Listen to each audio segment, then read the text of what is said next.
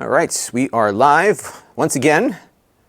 We were up late last night, and here we are once more. And I got to do one other thing on the Amazon side here, make sure that's working. And let me know what my lip sync is looking like, because we sometimes have issues with that. Amazon side here, make sure that's working. Looks like it's looking fine. Okay, good. All right, so we got that going. I'm going to get the Amazon portion live. And we're going to be live on Amazon for 2 hours this morning. So it's going to be a long one, although not as long as last night, which went on for 3.5. But the good news is that the computer that we were working on is now working perfectly. So I had to put in a SATA driver, and that fixed a lot of things that I had going wrong with that. So we have 2 things to do this morning. The first is we're going to unbox this, and we're going to run a test on this. So this is going to be, we're going to run a test where we run the 3D mark as configured, and then we're going to put in 2 sticks of RAM and see how it works.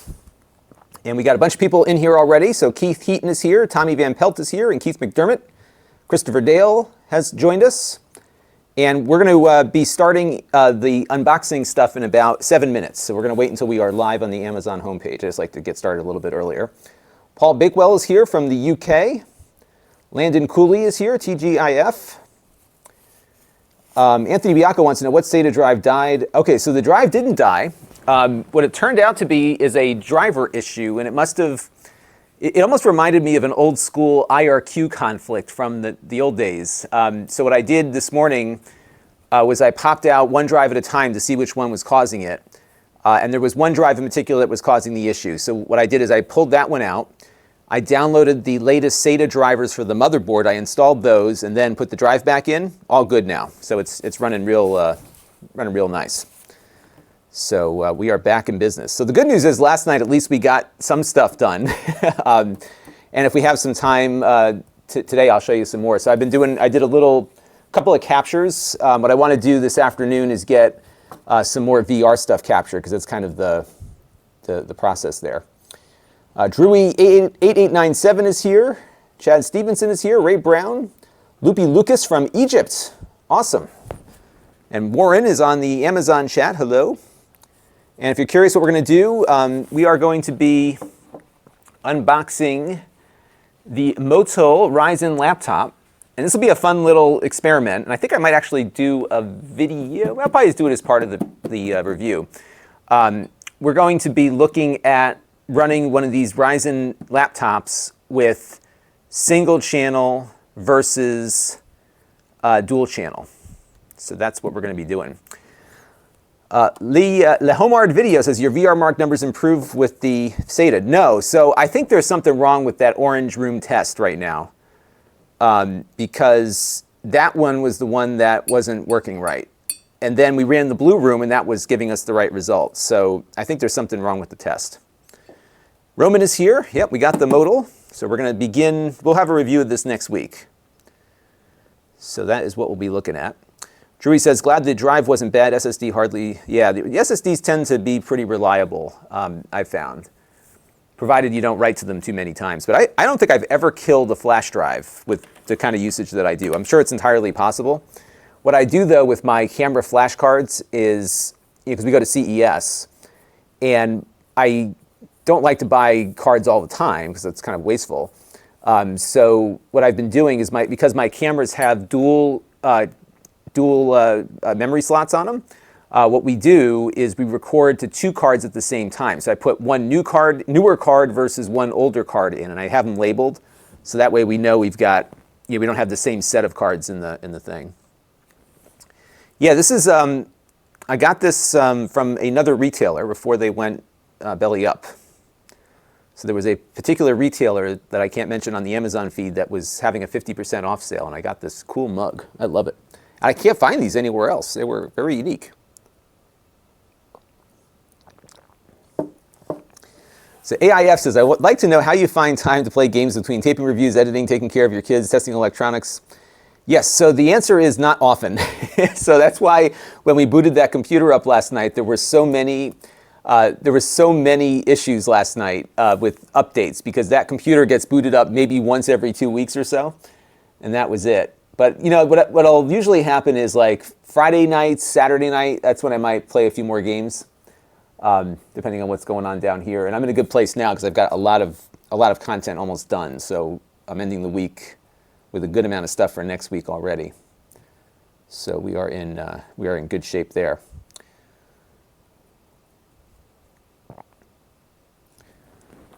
Anthony Biacco said, when I bought an SSD for my T450, I was so iffy about buying something cheap. Yeah, I think on the storage, you don't want to compromise on storage because that's their data is very valuable, you know, and it's something that you don't want to lose.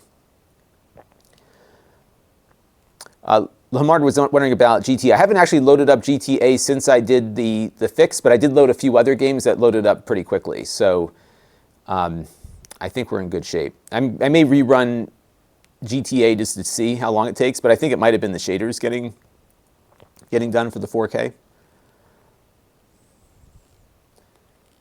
And Roman's got it right. What a tragedy. I mean, this is the coolest mug I own. And everybody that sees it loves it. I mean, look how cool this is. How can you get any better than this? And I've looked for others because I know I'm going to drop it at some point. Get my coffee that I made a little bit earlier. And then I had to get another set of RAM, so I got these sticks here. Let me show you. So I got some Crucial, get it zoomed out a little bit here. We got some Crucial memory, and we're going to be using this both on this one along with the Asus in a little bit too, because we want to see how it does. These are 8 gig modules here. So that is the game plan. And I'm trying to figure out which order I want to do it in because Jake is coming here at 2. So I think we should be able to get this thing. So I'm going to boot it up without the memory first. We're going to run the 3D Mark test, and then we're going to put the memory in and see how much better it does. And then when that's done, we're going to get the Asus out, put the memory in it, because we've now run the test with single channel, and see where it goes. So basically what it comes down to with these Ryzen laptops in particular, if you're not running dual channel, you need to be, because it's going to make a big difference. So I got 2 sticks of DDR4, 2666. And I had another set, but it was a slower module set. And these are running with slightly faster RAM than what I had. So I had to wait for the RAM before I could start this project. So these chips, these modules will now be part of my my testing suite. We'll be popping them in and out of computers all the time. All right, we are now at 1 o'clock, and I think we are now live on Amazon. Let me just double check and make sure, and we'll get the ball rolling here. So I'm pretty sure they have me on the homepage this morning. I'm not sure. They were hoping I would pop on at 1. So let's see what we've got here. I'm just going to double check and see if I am on the runway now, as they say. So what we do is I broadcast on Amazon as a simulcast. You can actually watch me there if you want. Warren is over there watching. And you can see me live streaming while you're on there. And they direct the video to certain viewers based on whatever it is you're doing. All right. So there's a bunch of us going live. Okay, well, you know what? I'm just going to start because we have hit the 10 a.m. Pacific, 1 p.m. Eastern mark here, and we're going to get cooking and see what we can do. So, all right. So the first thing we're going to do is unbox the MOTILE, and I'm going to shoot a video for the extras channel on that. So we're going to do a little recording here because people like watching me unbox stuff. It's a lot of fun. Okay. All right, let's get the record button here. 3, 2, 1. Hey everybody, it's Lon.TV. We've got another unboxing. A lot of you were asking me to pick up one of these MOTILE laptops. These are low-cost Ryzen-based machines that can do pretty well at gaming for the low price. This one is usually under $300, sometimes a lot under $300. And we're going to unbox it and take it apart and see what is inside. So let's have a look here. We've got our quick start guide and a limited warranty. And then we've got the laptop itself. It actually feels pretty lightweight. This is a 14-inch laptop. So we looked at a bunch of these Ryzen machines recently that were all 15-inch and slightly larger. So this one is nice and small. Looks like it's got a good amount of cooling on the bottom, but we will put that to the test. This one's got a Ryzen 3 processor, I believe a 3500. And one thing to note with this is that it only comes with 4 gigabytes of RAM. And I suspect when we take it apart, we're going to see that we need to add a second stick of RAM to get more performance out of it. It's got some THX rating here. I remember THX from my Laserdisc days. And it's got some spatial audio built in. We'll see how that sounds. It's pretty attractive, actually, for a low-cost machine. I think it's metal. It feels metal. Very, very nice. So let's take a look at the ports on here. We've got a Kensington lock for locking it down on a desk. We've got Ethernet. I'll have to check and see if this is gigabit or not. A lot of these Ryzen machines we've been looking at have 100 megabit Ethernet, so we'll double check the specs on that and let you know in the full review. USB 2 and USB 3 along with a headphone microphone jack. On the other side here we have a USB Type-C port. We'll test and see what you can do with this. On a lot of these Ryzen machines, we've been seeing that these ports only do data, but we'll check it for video and everything else. USB 3.0 port here, HDMI out, and your power goes in there. And it's got these weird slots here next to the speakers, and I think these might be antennas, because this feels like a piece of plastic here. So that might be what that is, and we'll see when we take it apart exactly what those are all about. So that's the overall laptop, pretty lightweight too. Very, very nice, actually. All right, so we're going to get this thing taken apart now and see what is inside. Now, before we take it apart, we are going to boot it up with what it's got under the hood right now. And then we will put the RAM in and then run another test on it. So look at the... Oh, it's got one of these ugly power adapters with the prongs that don't flip down. So we're going to just boot it up real quick and get some initial testing done, and then, like I said, we'll take it apart. Roman says, if it doesn't have gigabit, could you use, you could totally use an Ethernet dongle to do it. It kills me that they're not putting gigabit on some of these, because you got the port, and then you still have to have the dongle to get the speed. And gigabit's becoming more and more important, I think, especially if you're moving files around and stuff. And with a lot of internet connections, not mine, but with a lot of internet connections getting faster these days, having that is really a necessity. Although I will say, my downstream internet is 300, so if I didn't have gigabit, I wouldn't be making use of my full port that I have available to me. All right, so we're going to call this 400 MOTILE unboxing.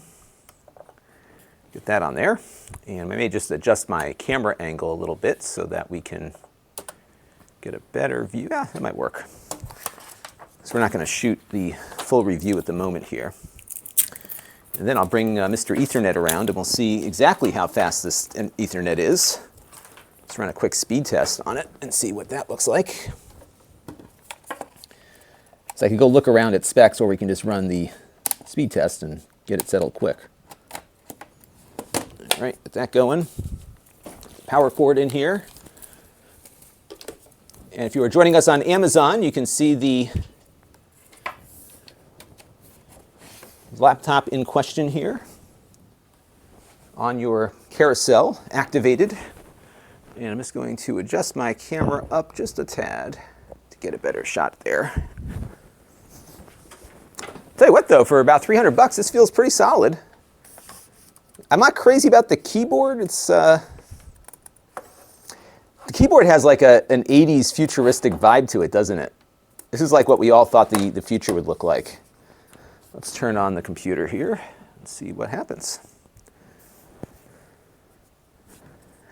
Rowan says, it's 2020, just about anything will require a dongle. I think you are right about that, for sure. It's a tough thing, though, because I have to, especially when I travel with my Mac, I got to remember to bring everything with me. But you know what I have while this is coming up?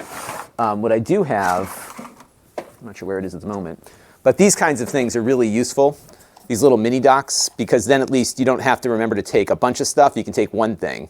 Hi there. I hate Cortana. Here to help. Please be quiet. A little sign in here, So what's nice about this is a Thunderbolt one, but what's great about this is that you're ready to go for a presentation and storage, and you've got the Thunderbolt, and the cable stores pretty nicely in here. So that's one that I use quite a bit. All right. I need you to shut up. How do we get you to? And enter keys at the same time. There we go. Turn on narrator. Okay. All right, and let me check and see if the screen brightness is. This is like a super dim screen. That's as bright as it gets. And granted, we're under my studio lights and stuff, but that's pretty bad. Let me just peel this off the trackpad here. And then it looks like it's got a keyboard backlight.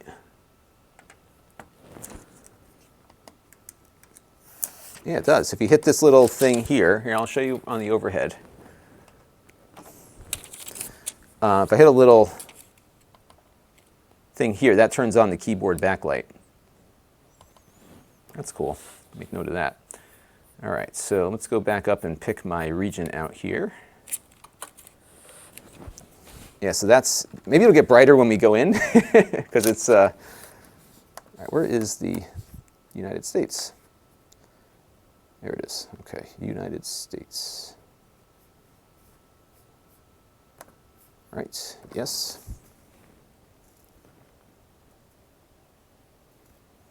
Roman wants to know if graphics drivers ever, I don't think so, because they tend to, it tends to be locked into the display. But I gotta tell you, this is one of the dimmest displays that I have ever seen. We're going to let this chew on this for a second.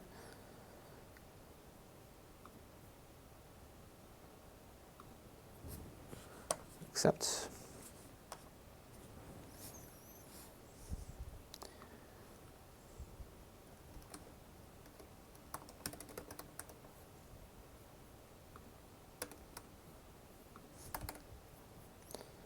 All right, super.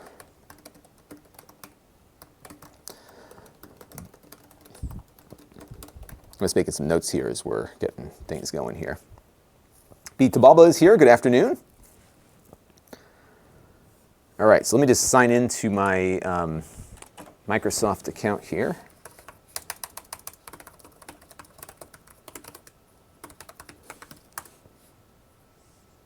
Yeah, the keyboard's not bad. I don't know if I think there's going to be a lot of stuff. Oh, this has face recognition. Let's try it. So look at this here. Let's go hit number 2 here.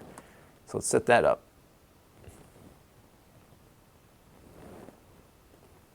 So it has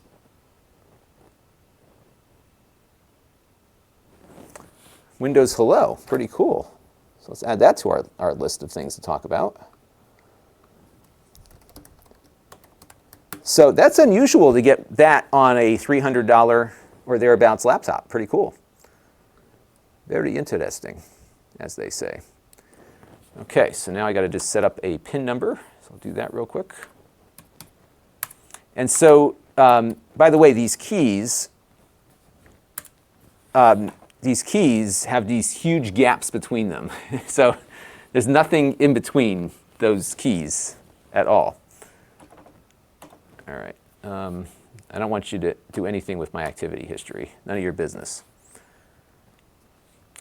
You know, what's interesting, too, is that there's always a trade-off on your cheap or inexpensive laptops.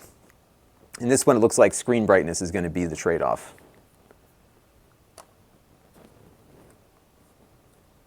And we'll let this get going here.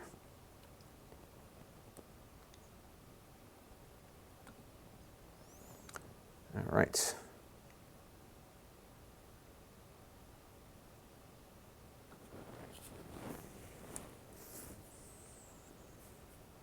Next.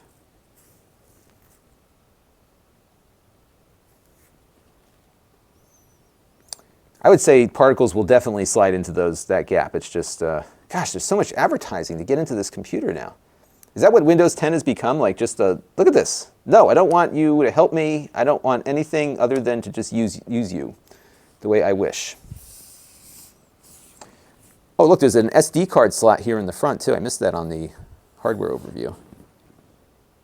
I'm hoping it's going to be easy to get into it. I also hope that you don't have to pull up these rubber feet to get in there. All right, we'll let Windows do its thing here. Craig, Mr. Record, just got his TUF Series laptop on March 2nd with the Ryzen and loves it. Great. Yeah, I think it's I'm telling you, I think those are probably among the best values I've seen, for sure. You know what I'm going to do while this is going? Why don't we get the TUF out on the table here, and I can try to do that RAM swap real quick, because I do want to get this thing tested. So let's move this over here for a second, because Jake is coming in at 2 to work on that, and I want to get the RAM tested on this thing before we go too much further. So let me go find my tool set real quick. We'll slap that RAM in there, run a quick benchmark, and then we'll go from there. And see, what happened yesterday, everybody, is that I cleaned up my office, like, significantly. I made a major cleaning run here, and now I can't find anything. Like, everything is in a different place. Because when it's just on the floor, it's not missing. But now, because I actually took the effort to clean up, I don't know where anything is anymore. And I cleaned up partly because I knew I was going to have this big desktop computer down here to work on. Okay. Oh, you know what? The laptop is already up, so we're just going to go and just do this real quick and see what we get. Okay. It is looking a little brighter now than it was before, so perhaps there was a driver or something that went in. It's still pretty dim, but it's much, much better, as you can see. I'm just going to make one adjustment here to the display settings. They've got the... This is only a 1080p display, so it's just looking too big. There's a bunch of THX stuff on here, too, which is just looking like a... So they also say that the THX has done some color balancing on the display. I mean, it looks okay to me, but I'm not a color expert, so I don't know what significance you have there. All right, so we're going to use that USB-C port. Now, here's a trick for you all, because we employ this here on this channel. We have these external hard drives, right? It's like download a bunch of Steam games onto, and then we can move them around from one machine to the other, so we don't have to continually download big files. It saves a lot of time. So what I'm going to do now is just get Steam installed on here. And what we're going to run first is we're going to run the 3D Mark benchmark. And I just want to give you an idea as to what, on a Ryzen, the 3D Mark benchmark means for performance when you have single channel versus dual channel memory. So let's just download Steam here.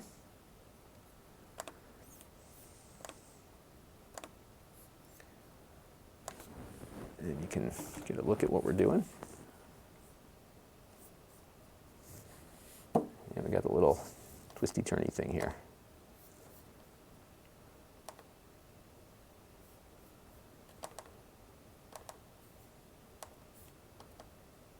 It's like Edge is like frozen. Never a good sign when things start off frozen. By the way, not a touchscreen. I will say the display is nice. It's now much brighter than it was before, and it looks very nice for the price point. And what's nice too is that when you're using a 14-inch display at 1080p, it's going to look sharper. Flood of Sins is here. The Homard video wants to know, are the drivers updated? Yes, that is a very good suggestion. We will update drivers before we go too much further on this too, because I would imagine they are not. And I'm just going to kill Edge here because it is not cooperating. So let's check and see if there's any AMD. Yeah, nothing AMD on there. So let's go to the driver page for AMD. Hey, someone's really hanging up this web browser. I don't know what it is about you people, but whenever you're watching me, things don't work right. All right, so let's go grab some drivers.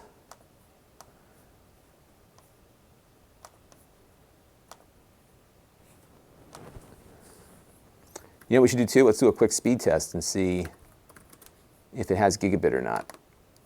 This will be a good idea as to whether or not we have gigabit on this. So let's do a quick speed test here and have a look. Yep, so we got gigabit because we're getting 350. That's my downstream speed. I'm not going to do the upstream because if I do that, the stream will fail. So let's close that out. So gigabit, we got that. All right, so now we have Steam installed. So I'm going to go log into my Steam account. This thing's looking pretty solid to me so far, folks. I mean, the only issue is that when you buy it, you got to put RAM in it. But you do have to do one little thing, and you've got something good here, I think. Let me go grab some drivers.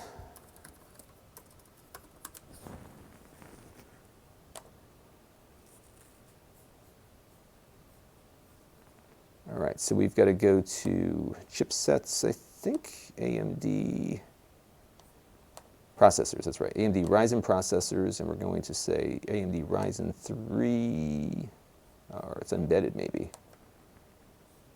Yeah, Ryzen, nope, not that one, not that one. I always forget where they put these, things. Here we go, mobile's processor. There we go. So we're going to do Ryzen 3 with Vega graphics. And then this machine has, which one does it have on board?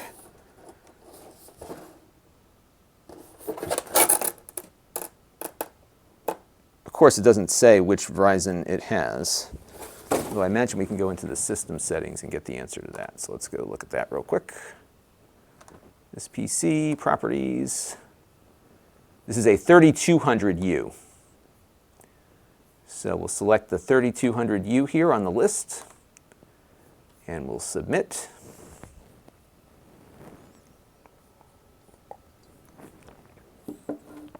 And we'll grab the Windows 10 drivers and get those installed, and then we will run a couple quick tests. Oops, I'm impatient.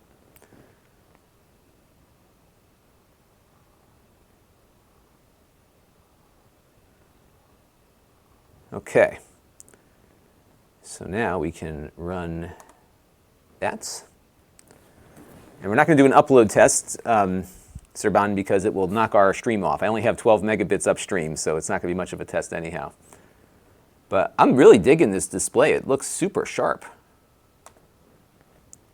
This may this may unseat the, we'll see, but this could have be a contender against the Acer that we've been looking at. $300. Look at those very thin bezels. You got Windows Hello.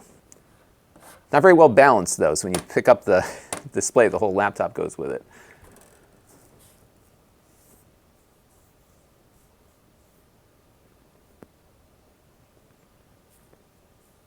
Yeah, I always like to get the AMD drivers installed because what you'll notice, like it'll probably work fine out of the gate, but it doesn't have any of the AMD utilities or anything on there. So we'll see what it does. Never hurts to put some drivers in. It is installing something, so it must be something useful in there.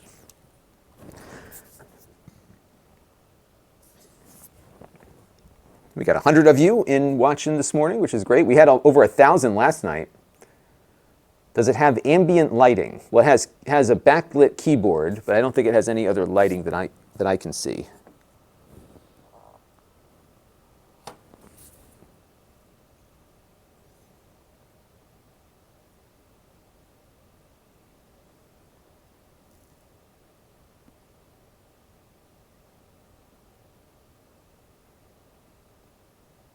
And it is almost done.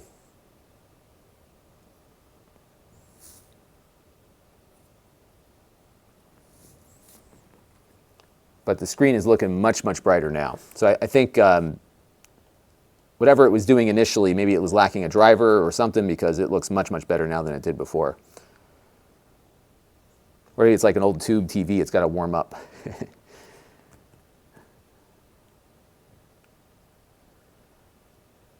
But cool, I mean, gigabit Ethernet. The fan is coming on now, so not too noisy. All right, so we'll get the software installed, and then we'll run a quick test or two. Oh, I see. So does it sense the...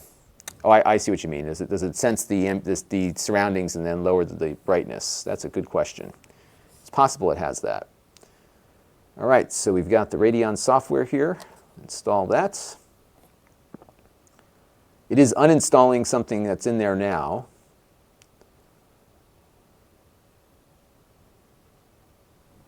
The AMD's on a tear lately. I think that Xbox Series X is going to be a real hot ticket. And you know what's funny about that? It was a good discussion last night, because as we were getting the PC updated, a couple of viewers pointed out that you don't have that on console. You do have updates on console, but all the stuff that you got to do to get everything working is not an issue on a game console, because they're all the same. Whereas the PCs, there's more on the user to try to get everything to work properly. You're rewarded, of course, by beautiful graphics and much more powerful hardware. But I think that Series X might be kind of the device that might be one of those things where people are like, well, maybe I don't need a PC. All right, looks like the driver just installed, or uninstalled. Okay, and now it's going to flip over.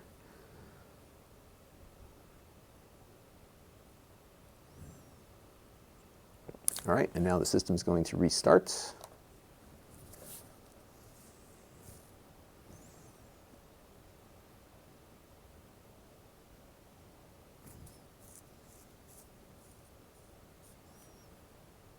MOTILE.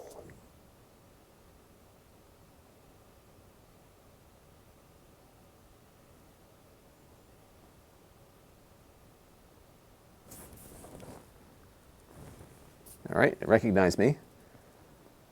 I'm sure that now it's like in a database somewhere, so I can't go anywhere.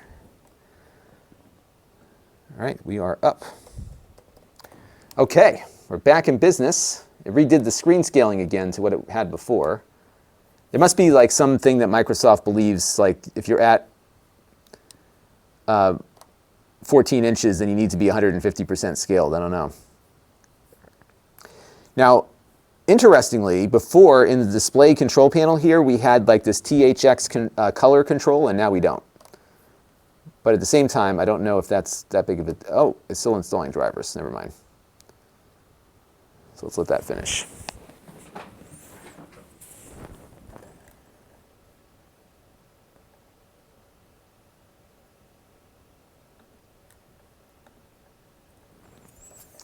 All right, Frosty Winnipeg is here. Is it frosty in Winnipeg this year? Because it's been really mild here in my neck of the woods.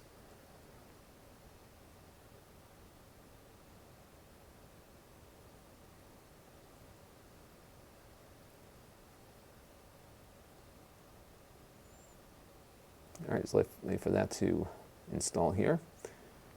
I think I have the Outer Worlds on my Game Pass. I got to try that. I've been playing the Outer Wilds. That's a really neat game. I don't know if any of you have tried that. The deal is like the sun is going to explode, and it does like every 30 minutes of game time, the sun blows up, and you got to start over again. But your character remembers everything that it saw, so you progress through the game that way based on your prior experiences, which is a pretty neat concept. That's the one thing I really enjoy where the indie games are going, because there's so much more experimentation now than we've seen in recent years. All right, drivers are in, and I'm going to log into my Steam account real quick. Oops. The mouse is a little touchy.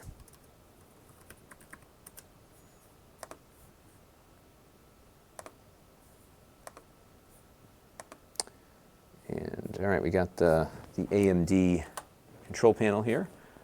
Just going to close that out, and I'm going to just get my Steam key from my phone.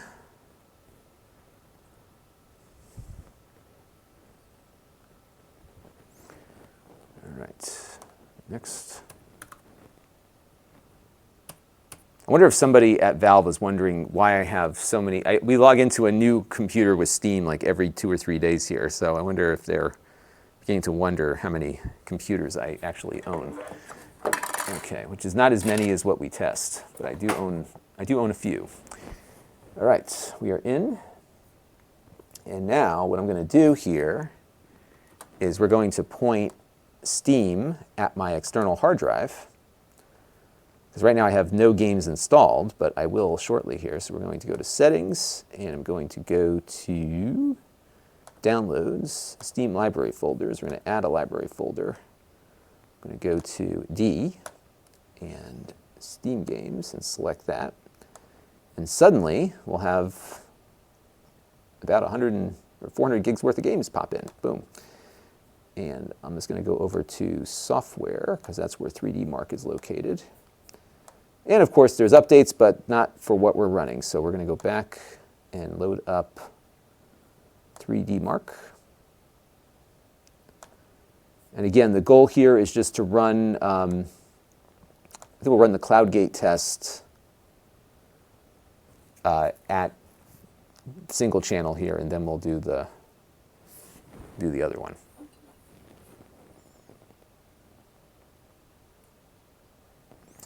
Yeah, so I will do video input as we can. I can zoom in a little bit here if you want to see a little bit closer. I don't want to impact performance in one of these benchmarks, so I'll zoom in a little bit closer here so you can see what's going on. And I'll hit yes here. Because part of the problem is that my video capture device is only at 30 hertz, and sometimes that throws off the capture. All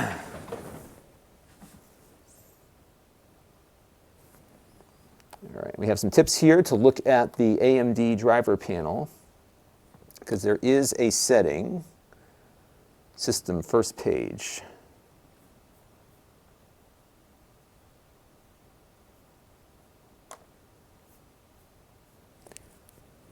And if we go to System,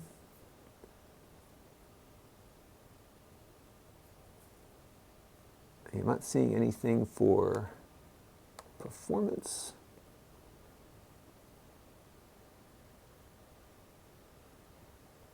This is mostly just checking for updates and stuff.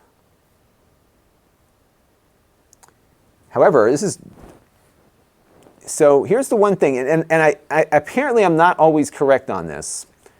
What it's saying to me here is that it only has 512 megabytes of available graphics VRAM, because it shares that with the system. Oh, Windows settings, gaming mode, okay. But by the way, it says we've only got 512 megabytes of available VRAM, although some have said that these AMD chips will dynamically add more RAM to the mix if needed.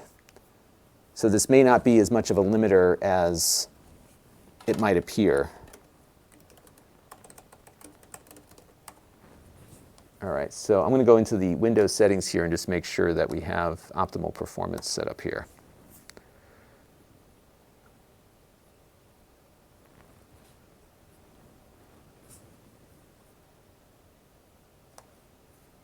And we'll go to System. And what are we looking for? We're looking for Windows settings, System Graphics.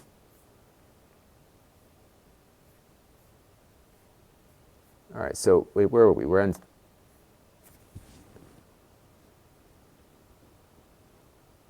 So Windows settings,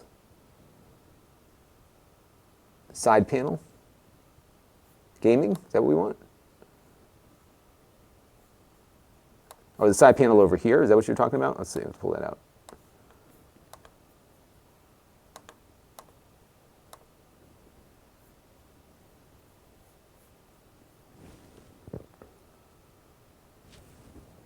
Okay, I don't know where you guys are, what you guys are pointing at. So let's go, I'm here on Settings and System.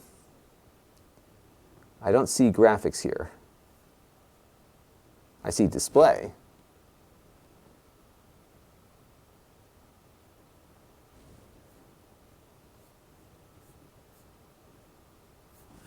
me search for it and see if it's somewhere else. Graphics settings.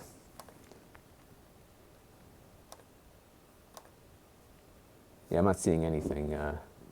Choose an app to set preference. Classic app, universal app.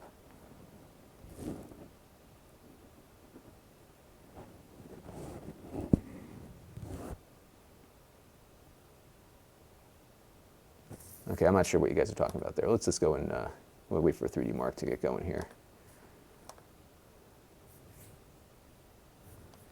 Yeah, I think under power is probably where you want to look. So let's go over to power. And there is a performance setting there that we turned on.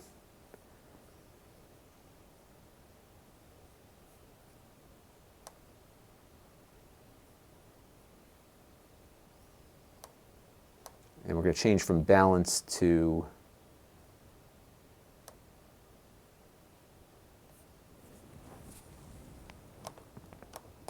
it's only one plan active, which is balanced. Let's see if there's a way we can change that.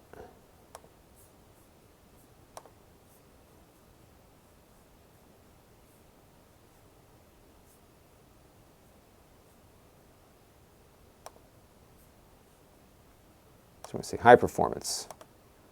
Call it my custom plan. We'll create that. And now we've got high performance set. Okay. All right. We are still downloading an update or something from 3D Mark. So once that's done, we will boot up here and see what we get.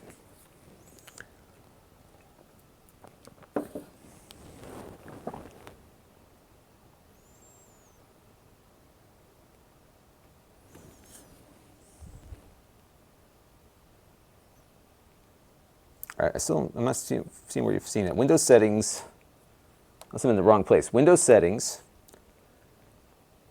system, right panel, graphics options. Oh, graphics settings, maybe that's what you're looking for? Yeah, there's nothing else here. It's just, but I set the power settings. I think we should be okay. And I'm not sure, oh, here we go. Now we can launch 3D Mark. So let's do that real quick.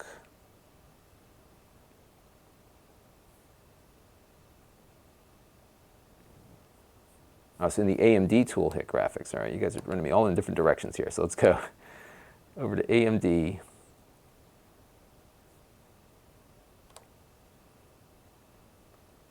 All right, what am I looking for here? Okay, so in the AMD tool, hit graphics. Okay, so let's go back. I'm in the AMD tool. I don't see graphics. I see home, gaming, performance. I have to go into settings maybe. And I have graphics. Here we go. Yes, it's set to gaming.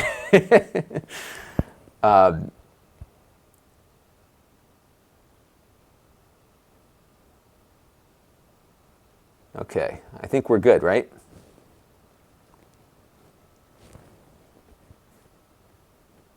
Because we've got gaming. I think that's what we want.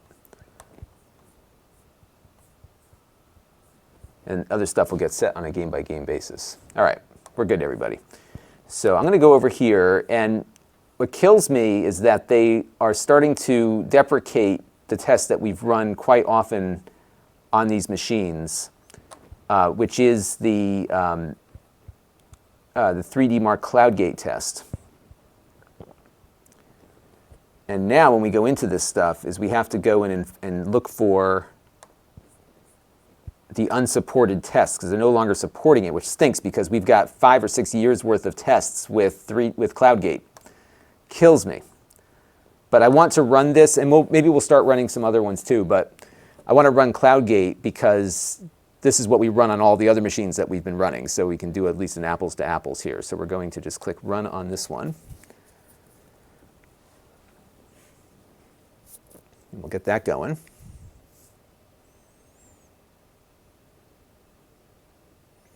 Now remember everybody, this is without the RAM installed. And then we're going to take it apart and put the RAM in, and I bet you we'll see a better score on this when we reboot with it.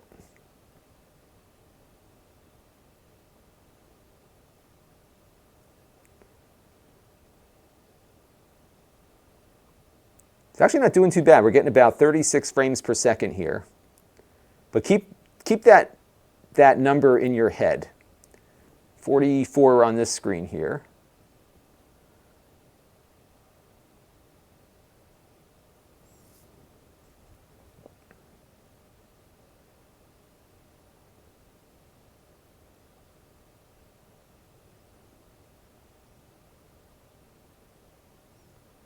All right, so test 1 is done. We'll move on to test 2.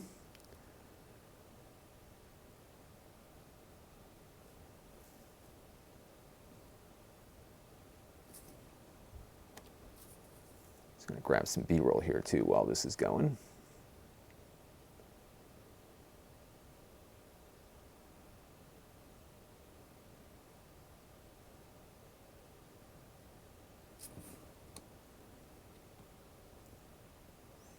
I'd say what I think the 14-inch display is much more desirable than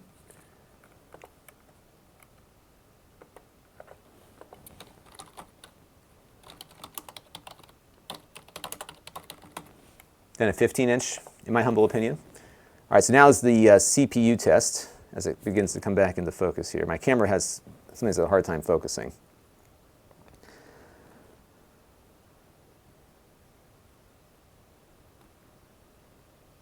But yeah, I run this test just because I've been running this for the last 6 years.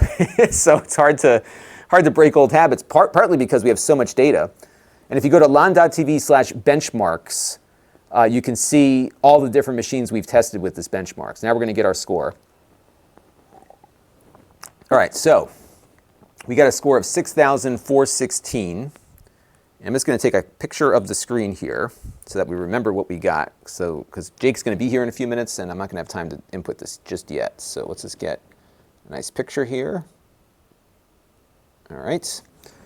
So we've got 37.2, 34.19 on the frames per second, and just about 11.5 on the physics test. So that is step 1. So now we're going to shut this thing down, and we're going to put the RAM in. And then we'll see what we do after that. All right, so it's now off. And let's see how hard it is to crack this sucker open. All right, so flip it around. And I'll zoom out the Z camera so you can get a better look at what I'm doing. I'll also have my overhead view. And now, if you're watching on the Amazon stream and you want to know what tools I'm using, I'm going to select them for you on our screen here. There we go. So this is the tool set that I bought during Amazon Prime Day. And this is a magnetic screw holder that I use for keeping track of all of the screws. And I'm just going to zoom the camera in a little bit here and get a better view there. Okay, perfect. Okay, so let's go to camera 4 and we'll start unscrewing things. And hopefully it won't be hard to get into this device. And the screws are just, looks like those little Phillips head screws there, so I think it shouldn't be hard. What's nice about this tool set is that I've got, I have not yet found a laptop that won't let me in with one of these screws. The metal on the screwdriver feels a bit soft, so I'm not sure how long these are going to be useful tools for, but it seems to be pretty easy. And it's magnetic, so you can pull the screws out. Just keep it away from your hard drive. But with SSDs now becoming much more prevalent, that's less of a concern.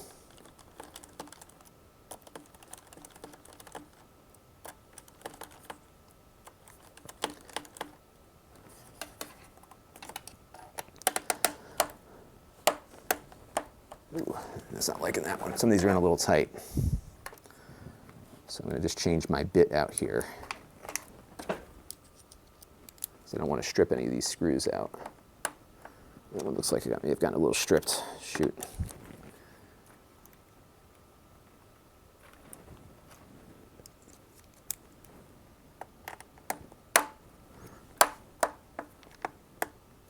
That one may have gotten a little stripped. Let's see.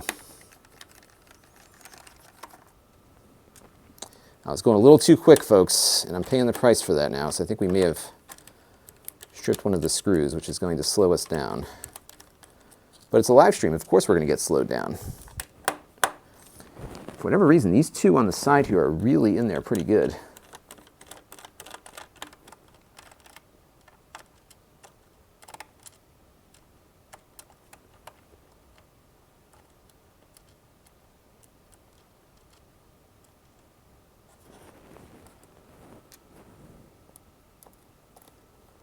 Let's get this guy out. He's just kind of stuck in there. There we go. And what's nice about the magnetic screw holder is that, there we go, it's coming out now. Okay. That one's going to be a little problematic. Okay. It's definitely loosened. That makes me a little relieved because I don't want to have a strip screw on here. Yeah, it's moving, so all right, we're good. This might be a little bit harder to get it back in, but I think what we'll do is we'll start separating, and then that screw probably will come out a little bit easier. So now we're going to get out my brand new pouch of tools that I bought from, here it is, this little separator. This was the iFixit separators that I got recently. This one's already cracked in half, so I've got a few more in my toolbox over there. I gotta go grab those. What I'm hoping is that there's not a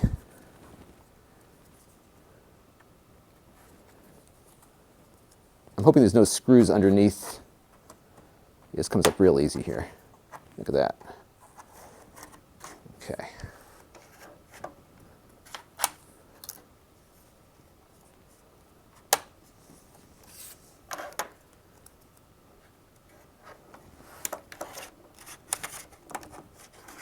You never say things go pretty smooth on this channel because they never do. That screw is going to be problematic over there. It was in super tight, much tighter than the other ones, those two on the side. And it's still hanging on a bit, so let's see if we can loosen it up a little bit. It is turning, just not very quickly.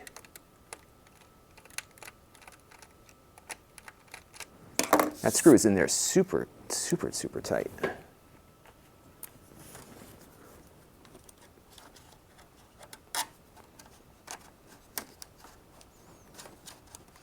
Yeah, the screw is still gripping on pretty good there, so let's see if we can get it moving a little bit more.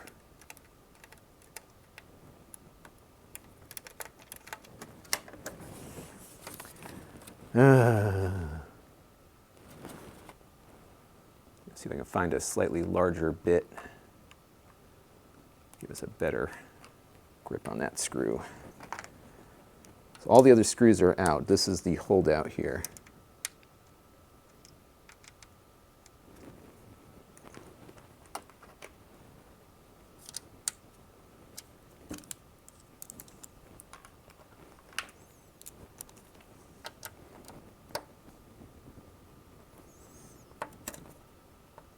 I'm concerned I'm stripping it further here.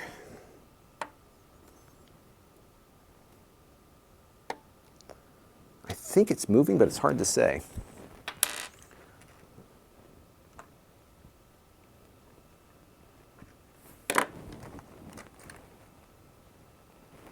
Yeah, so I'm going to be leaving off perhaps one screw on the return trip here, unless I can find one that's the same size.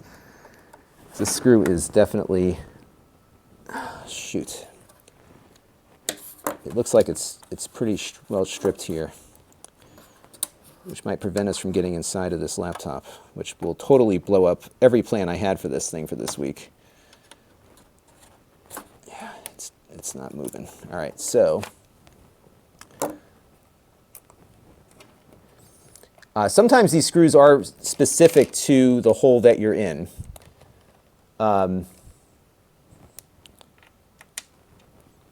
And that's why I use the magnetic screw holder here, because I'm able to put it out in grid pattern. And what's nice about this too is that you can use a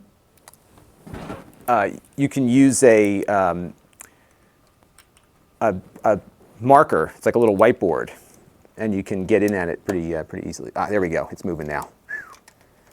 All right, we got it. Crisis averted. Good. That's why I love this toolkit, because, like I said, there's a bit for everything, and it usually gets you in. Okay. Whew, that was a relief.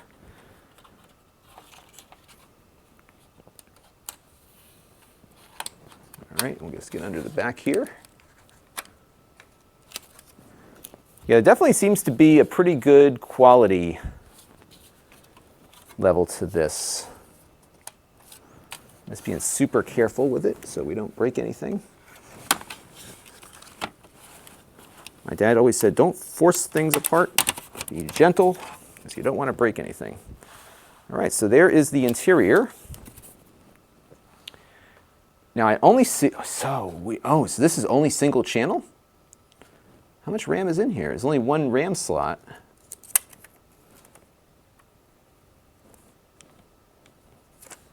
Interesting. There's two NVMe slots in here. So HiveMind, my fellow computer people, I would love to hear from you as to, from what you're reading on this device. So this is only a single channel laptop. Interesting. Well, that will make life a lot quicker for this test because now we can't do a dual channel test.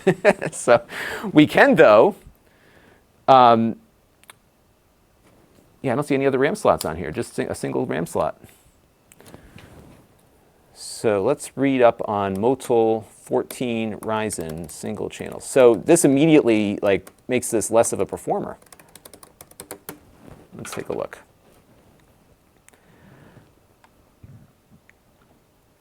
I mean, you can't call it a performance laptop if you've only got single channel RAM, folks, right?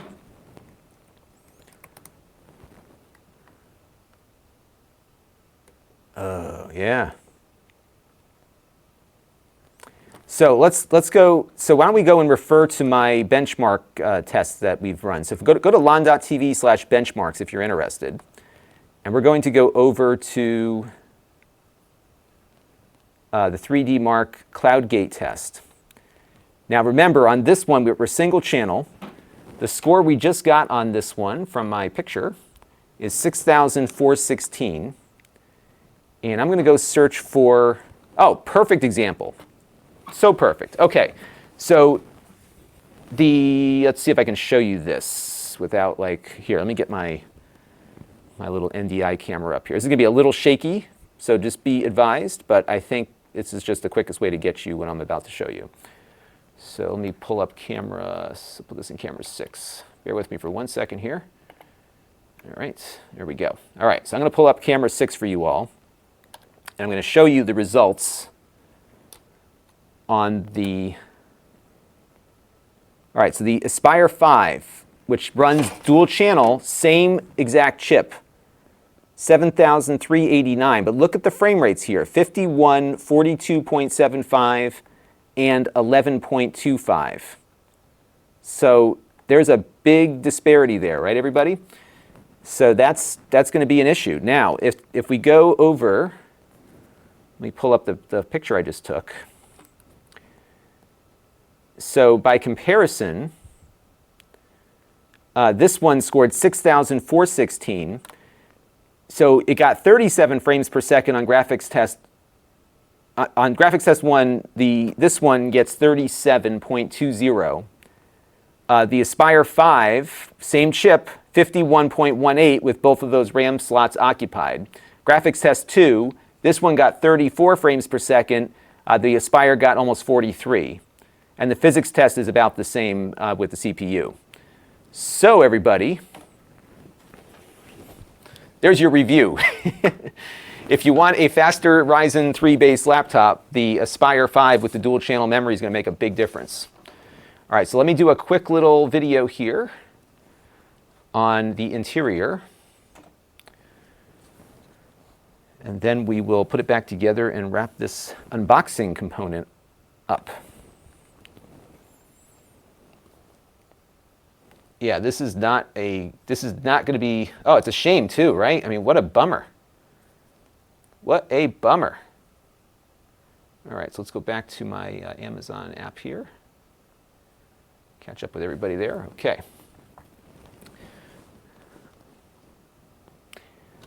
Three, two, one. Okay, so we got inside of the laptop here, and I have a big piece of bad news for you because there is only a single stick of RAM on here because there's only one RAM slot. Now, we looked at a bunch of other Ryzen laptops recently that had some RAM soldered onto the motherboard and then another stick available for upgrades. This one, you can upgrade the amount of RAM, but you're going to get significant differences in performance. And in the main review, you'll see some of those differences between a laptop that can run with 2 sticks of memory versus only 1. because these Ryzen processors don't like single channel. I'm going to start this again to be a little bit more clear to people, so let me do this one more time. 3, 2, 1. All right, so we are now inside of the laptop, and I've got some bad news for you. This laptop will only run in single channel configuration. So we did look at a bunch of Ryzen laptops recently that had some RAM on the motherboard soldered on, but then they had a slot where you could add additional RAM. In addition to giving you more memory, when you added that second stick, you got a better graphics performance. I'm not speaking clearly. One more time. 3, 2, 1. All right, so we have taken the laptop apart, and I am a bit disappointed here because it looks like this laptop is limited to single channel memory only, and that's because it only has one RAM slot. These Ryzen processors, these low-cost devices, to get the best performance out of them, you really need 2 sticks of RAM to get dual channel memory, and this one is going to be locked in at a single channel. Now, we looked at a bunch of Ryzen laptops a few weeks ago that had some of the RAM soldered onto the motherboard and then the slot for upgrades. This one does not have that. It's only got the single slot here. And as you'll see in the full review, this one will be underperforming other machines with the very same processor because those machines can run with dual channel memory. That's a disappointment. But if you want storage, you do have some options here because they have an NVMe drive already installed. This one came with 128 gigabytes. And there's room here to add another NVMe as well. And it almost looks like there's a spot for a SATA hard drive, but there is no connector here for that. So yeah, that's it. Really disappointed because this was a really nice, compact and lightweight package. But I think if you're looking to play games on this, this is probably not going to be an ideal device given that its performance is hindered by that single channel there. Sorry, my case here bumped. That single channel of memory. I'm going to shoot that again because we had a bump at the end. One more time. 3, 2, 1. All right, so we got the laptop taken apart, and I am very disappointed because there is only one spot for memory on here, and there's no memory soldered onto the motherboard. So what does that mean? Well, it means that you can't run this in dual channel configuration for its RAM. And these AMD Ryzen processors really need 2 sticks of memory, or at least 2 channels of memory, to get the best performance. So this one will be hindered versus machines that can support 2 channels of RAM. And that means if you want to play games on this, the games are not going to run as well on here as they might on an Acer Aspire 5 or the Lenovo 330 and some of the other ones that we've looked at. Now, some of these Ryzen machines have RAM soldered on the board and then have a single slot for upgrades. This one doesn't. It's just using whatever is in that slot. And that means, again, performance is going to be hindered significantly. We'll talk about the performance differences in the full review that we'll have up pretty shortly. Over here, you've got your NVMe drive, which you can upgrade. Comes with 128 gigs on board, and there's a spot here for another one, so you can add a little more storage on this one versus some of the others. It also looks like here there's room for a SATA hard drive, but I don't see any SATA connector. So it doesn't look like you're going to get that going, but it looks like there's room for something there. So big disappointment on the RAM here. And again, we'll see what performance impact that will have in the full review. All right, I'll take that one. That one worked. What a bummer. Yeah, so I would say, Marcus, it is still a good deal. I mean, it'll be better than an Intel machine. But we looked at a lot of let's say $249, good deal. $300, not so good, because there are other Ryzen machines with dual channel that will deliver a better level of performance. The Acer Aspire 5, I think, is still probably the one to beat. I was about ready to say that if this had the dual channel, it might knock that Acer off the pedestal, but sadly, it will not. So we're going to put her back together here. And Jake should be here any minute. So when Jake gets here, he will start reviewing this one. And we'll get it all pieced back together. Sometimes I found these cheaper laptops don't always come together as nicely as they come apart. Just trying to get everything to snap into place here. We have to start getting the screws in to really fasten it down. So the Acer Aspire, let's look that up real quick and see what it is currently at. So let's add Acer Slim 5. I'll look it up for you right now. I'm just going to search for it on my app here. If you're watching on the Amazon stream, I will add it to the carousel. Okay, so that one's running a little bit more right now. Oh wait, that's a 3200. Yeah, the 3200U. Wow, that's really, if I'm correct here, if that's the right one, it is currently at 270. So I just added it to the product carousel. I think that's the one. Let me go back to our live stream here and just make sure.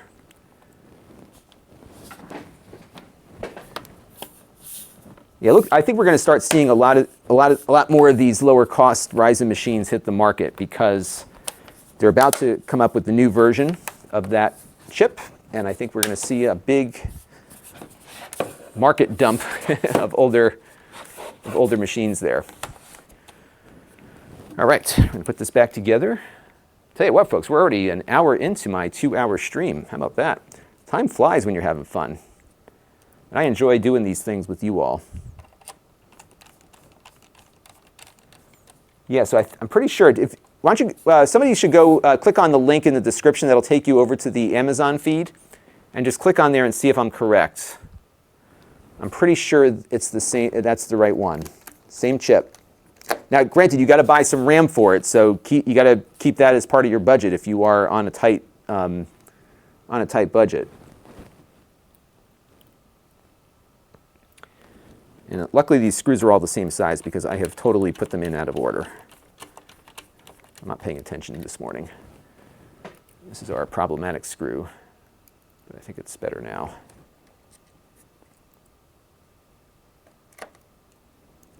I was very nervous, too, that I stripped this screw, but thankfully, we did not completely.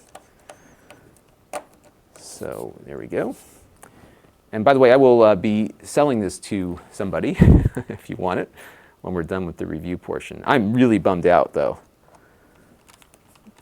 because I was so excited for this one. I thought this would be an awesome machine. And it still could be a good machine, but you can't really call it performance if you're going to hinder the maximum performance of that chip. Kills me. It's almost wasteful to have a processor go underutilized like that. Okay. Yeah, I think you should all go out and buy that Acer right now if you want. That's the cheapest I've seen it. Let me just make sure that it's the right one. Let me click on my link here, because I don't want to lead you down the wrong direction. But at 270, my goodness, that's a good deal. Let's see. Let me go click on that real quick. Oh, this was, okay, so the one that I've got at 270 is factory renewed. And I don't know, here's, you all need to go out and, here's the thing. If you want a Ryzen laptop, just go get this one, because it's Acer renewed, so it's from Acer. 270, they've got a 5% off coupon right now also. So if you click on that link, you will get that deal. So if you go to my feed, let me see if I can get my, here it is. Get my screen up for you to see what I'm looking at, because there's not going to be a lot of them, and I'm not trying to do like a home shopping network thing to you people here. This is like a good deal. The only caveat here, wait for my screen to come up. The only caveat here is that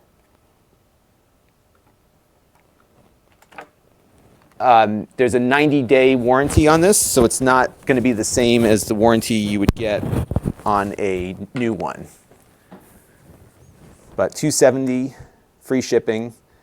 4 gigs of RAM, though, so you're going to have to buy some RAM.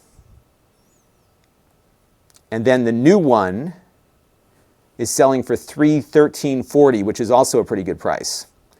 And this has the same chip as this one, but you can put the dual channel memory in. So for example, on that test, we were getting 20 frames per second more. And I'm sure you'll see this when Jake does all the testing on this. You're going to see that the games run better on the other one. So keep all of that in mind, everybody. And let me just get my camera readjusted here, because I'm just going to do a little close out the unboxing.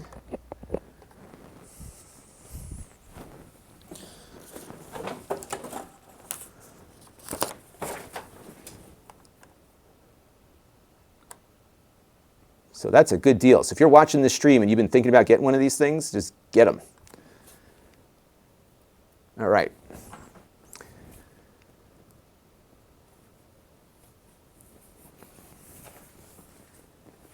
Yeah, so the new one's 313. The refurbished one is a little less than that. And hopefully this thing comes back on. I always get nervous when I take things apart. There it goes. Okay. All right. I did want to show the power cord. 3, 2, 1.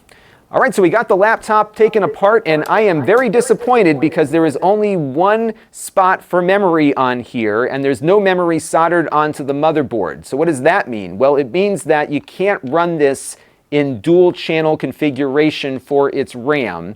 And these AMD Ryzen processors really need 2 sticks of memory, or at least 2 channels of memory, to get the best performance. So this one will be hindered versus machines that can support 2 channels of RAM. And that means if you want to play games on this, the games are not going to run as well on here as they might on an Acer Aspire 5 or the Lenovo 330 and some of the other ones that we've looked at. Now, some of these Ryzen machines have RAM soldered on the board and then have a single slot for upgrades. This one doesn't. It's just using whatever is in that slot. And that means, again, performance is going to be hindered significantly. We'll talk about the performance differences in the full review that we'll have up pretty shortly. Over here, you've got your NVMe drive, which you can upgrade. Comes with 128 gigs on board, and there's a spot here for another one, so you can add a little more storage on this one versus some of the others. It also looks like here there's room for a SATA hard drive, but I don't see any SATA connector. So it doesn't look like you're going to get that going, but it looks like there's room for something there. So big disappointment on the RAM here. And again, we'll see what performance impact that will have in the full review. All right. Oops. Now, I can't seem to find the power adapter because I did want to talk about that real quick. I must have plugged it in. That's where it is. Okay. Oh, oops. Okay. All right, there we go. Okay. Perfect. And we're going to, I just want to touch on the SD card, and then we'll wrap this portion of the stream up. Yeah, I love this coffee cup, and I don't know where you will be able to find it, because a retailer for geeks that went out of business was selling these half price, and I bought one. And I love it. Everybody I know loves them too. Isn't it look, I mean, can this not be any cooler? And how hard is this for someone else to replicate? I mean, I should probably just make these. All right. Let's go and Dual Elite is here. Welcome. Okay. So let me just wrap up the review here. 3, 2, 1. So that's going to do it for this unboxing. A couple other things to show you. This is the power adapter. It doesn't have those movable prongs there. I think Apple got a patent on that or something. So that's what that looks like. And this plugs in with your AC cable there. Some more time. Oops. 3, 2, 1. A couple other things to look at. The power adapter is right here, just your standard plug that can't be adjusted. And then there is an SD card slot here on the front, which is pretty cool. You can just slide those micro SD cards in there for additional storage if you don't want to take apart the computer. So we're going to put this thing back together here and do some additional analysis on it, and we will have a full review soon on the main channel at Lon.TV, so stay tuned. Okay, that will do it for our unboxing video. Productivity, folks. Dual efforts. Streaming and recording at the same time, so we're done there. Okay, and Jake should be here any minute. And I'm going to go bring this over to his chair. And then we're going to go take the Asus out, and we're going to put some RAM in there because I want to see if the dual channel memory will make a difference with a GPU.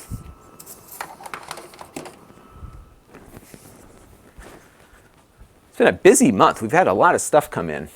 Some months it's like, okay, what do we work on today? And this month we're working on other stuff. Okay. Next up,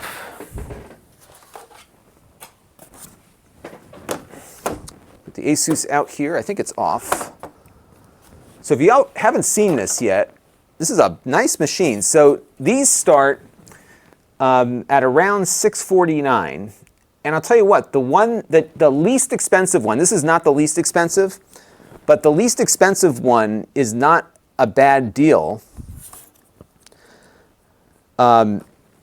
because it is actually, let me zoom out a little bit here. It's actually got a lot of the same guts as this more expensive one. So let me pull up the listing so you can all see what I'm looking at here. All right, so let's go load that up real quick here.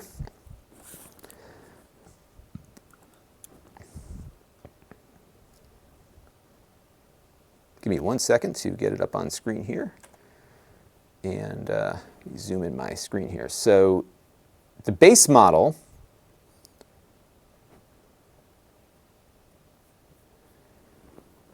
actually give me 1 second. I'm just going to pull this up in a different window here, get a better look at it. So the base model is $649, and what it has on board is a unique combination of things here. So you get a Ryzen 5 processor, very similar to the chip that we just looked at in that other laptop. I think the Ryzen 5 is a quad-core versus dual. But check it out, GTX 1650 graphics, 8 gigabytes of RAM, 256 gigabyte hard drive. What's really unique about this is that it has a 120 hertz display and an RGB keyboard for that price. That's a good deal. So that's the specs. And I think we've done a benchmark. Let me check and see. I think we've done a benchmark on a 1650 before. And I can tell you what this one is getting also. So this one is a little bit beefier. This one I think has got a 1670, if I'm not mistaken. Let me pull it up and see exactly what it's got. I'll pull up the Time Spy benchmark test.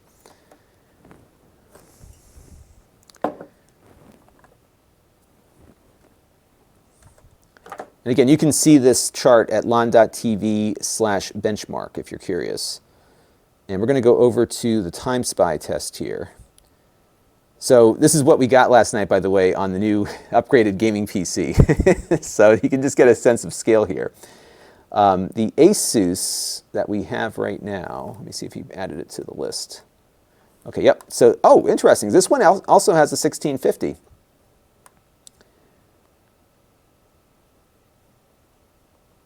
And so the 1650 will get you close to like the 1050 Ti. Maybe a little bit better than that.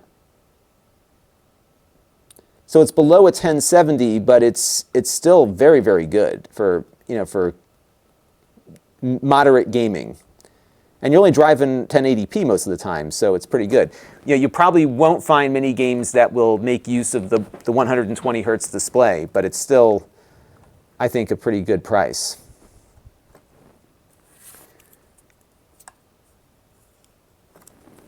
All right, so let me go pull up the overhead. So what we're going to do on here, now if you watch my unboxing, you've already seen the internals of this. So we're going to be returning to those internals because I want to run that Time Spy test again, and this time without, with dual channel memory. And we're also going to run the VR test. This is now the third time I've taken this laptop apart because I didn't have the right RAM before, and hopefully I have it now. So I picked up this dual 16 gig kit, $63 or thereabouts, and this will give us some additional RAM.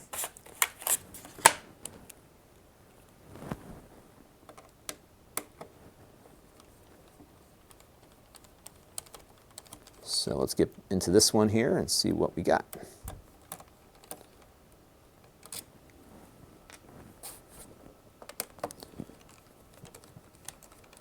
We've been doing a lot of manual labor here on the channel lately, right? I've been taking stuff apart, putting cards in, all sorts of good stuff. Last night's stream was fun. I finally got everything working properly now, so I'm really psyched for that. And then that means tonight I can do some more VR capture, and we'll get the full video up next week. So I've already got most of my stuff done for the week. So tonight you're going to see a review of the new HP Chromebook 12B. And then we're going to have a look on Sunday at the Legends Ultimate Arcade Cabinet and linking it up with the Mister, which is going to be a lot of fun too.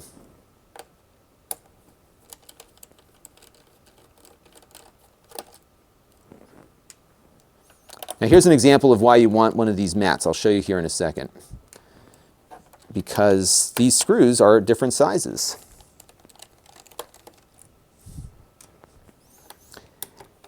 All right, here we go.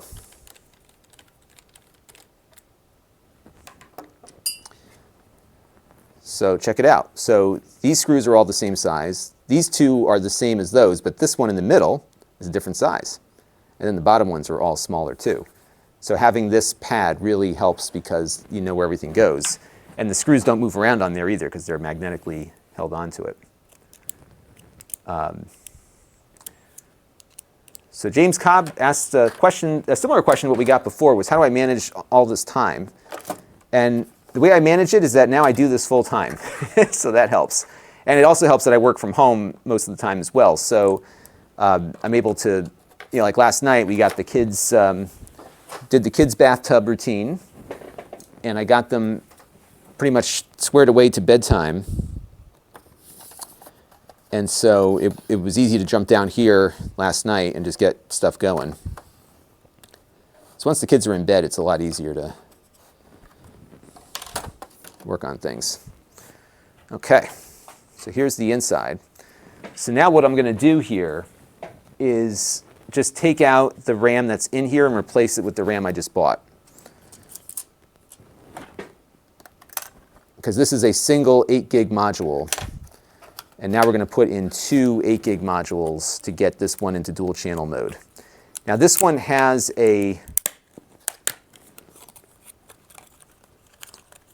this one already has a GPU on board, so the performance differences will not be as pronounced as what we just talked about on that other one.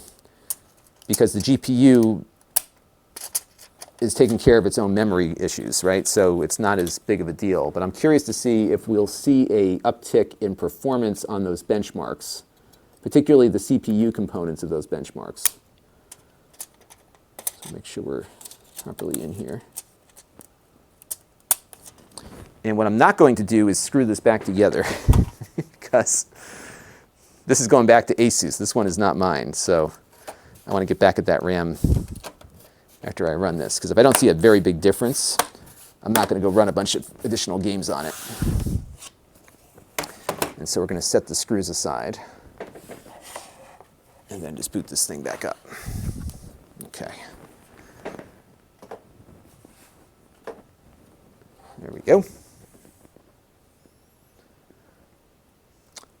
Roman said, I've heard that you should get 2 of the same brand and model of RAM stick. Is that true, or only the same speed? I think the same speed is probably fine, but you know what? You can't go wrong putting in exactly the same in both, because if there's any kind of disparity in speed or whatever, it'll rear its head there. So I've done mixed branding of a mixture of RAM before. It wasn't bad, but the RAM was exactly the same specifications. Exactly the same. Because the latency, all that stuff that you got to think about. And sometimes it just doesn't like the RAM you put in. Hopefully that's not going to be the case here. We'll see. Looks like that's a good sign. It is booting. But I would always try to get a matching pair. And then you can buy them in matching pairs, because that's what we did. And Joel Gotam says it looks decent. Yeah, I always look for value. This looks like a really good value. I haven't spent a lot of time with it. Jake was doing a lot of the testing on it, so I've got to do a little bit more of that on my own just to get a good sense for it. But I'm pretty happy with what they've got here, especially because you've got the 120 hertz display. And as a result of that, when you boot this up, it's going to feel faster because the screen refreshes quicker. But hear those fans? It's super loud. Now we've got it in its performance mode, which is why the fans are running so heavy on it. But this thing rivals my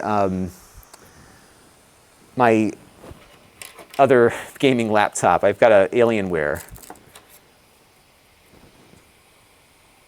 But I'll tell you what, the benchmarks you're going to see out of this, I think, will be very close to what you get out of the base model.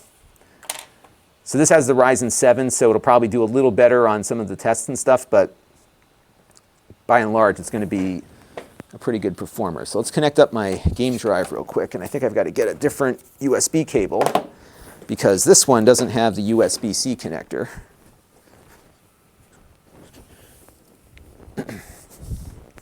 It's funny, I'm starving again. I had lunch. So what happens, I ran out earlier and had to drop off some stuff at the post office.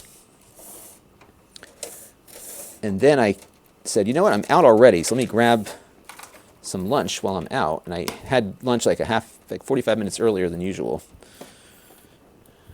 So now I'm like all out of whack. And I need to avoid grazing. Okay, so let's get back over here. Plug in that hard drive. This is where we store all of our games and stuff. So we'll take a look at a game or two after I get all this going. Okay. I'm just going to log into Steam real quick. And they said that this thing's like rugged and it meets some mil-spec or whatever, so I don't doubt that, but it's all plastic, so it's not a metal machine. But there doesn't seem to be a lot of compromises here, and it looks like they save money by going with an AMD versus Intel processor. So you got an AMD CPU and an NVIDIA GPU on here, kind of the best of both worlds. All right, let's go load up some 3D mark action here. Hopefully it'll read it off that drive. Oops. Just got to repoint my Steam library at the external drive real quick. But this is how fast having this on the external. That's what I love about Steam is that all the games are portable. So if you have them installed on your external drive, you can just move it from computer to computer, and you just point it at the drive here, and you're good. All right, so now we're going to go and find 3D Mark. Here it is. And see, now it's installed. Now let's go ahead and run that real quick. And you'll hear those fans really crank up on this thing. Yeah, Angel, this is a great deal at $649. I think it's probably the best gaming value at the moment. Just because you get the RGB and you get 120 hertz.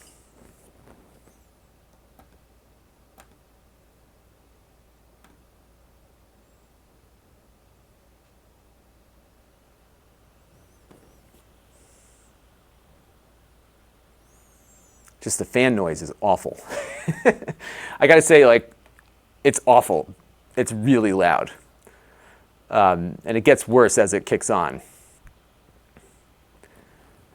All right, so we're gonna run the Time Spy test.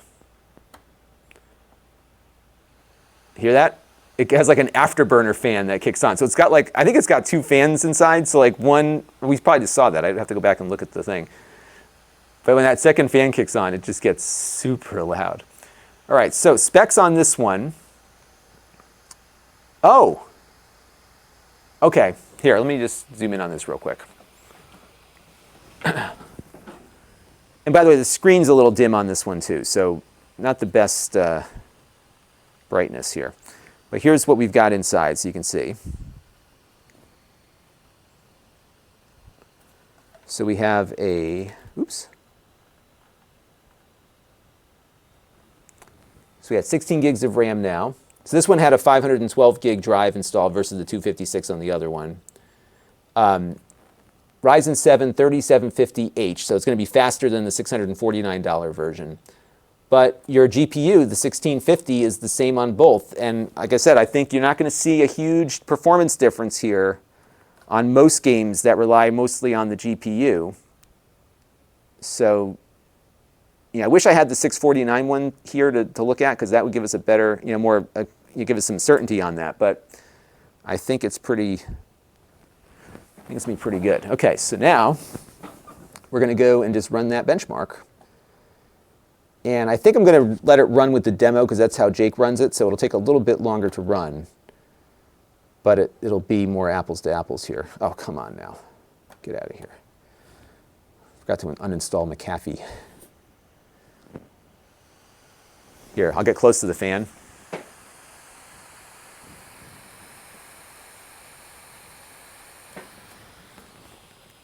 This thing's loud.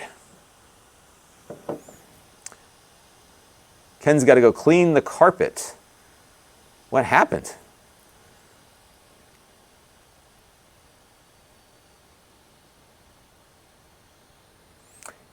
And we won't see much of a graphics performance difference here, but I think we might see a boost on the CPU, and that's why we're also going to run the VR test here too. So this is what we got in single channel mode. Just going to add single to the list here. Let me select that so you can see what we got before.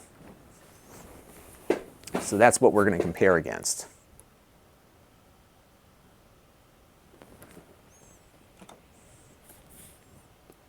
I'm not sure why that's hanging up there. We'll see what happens here.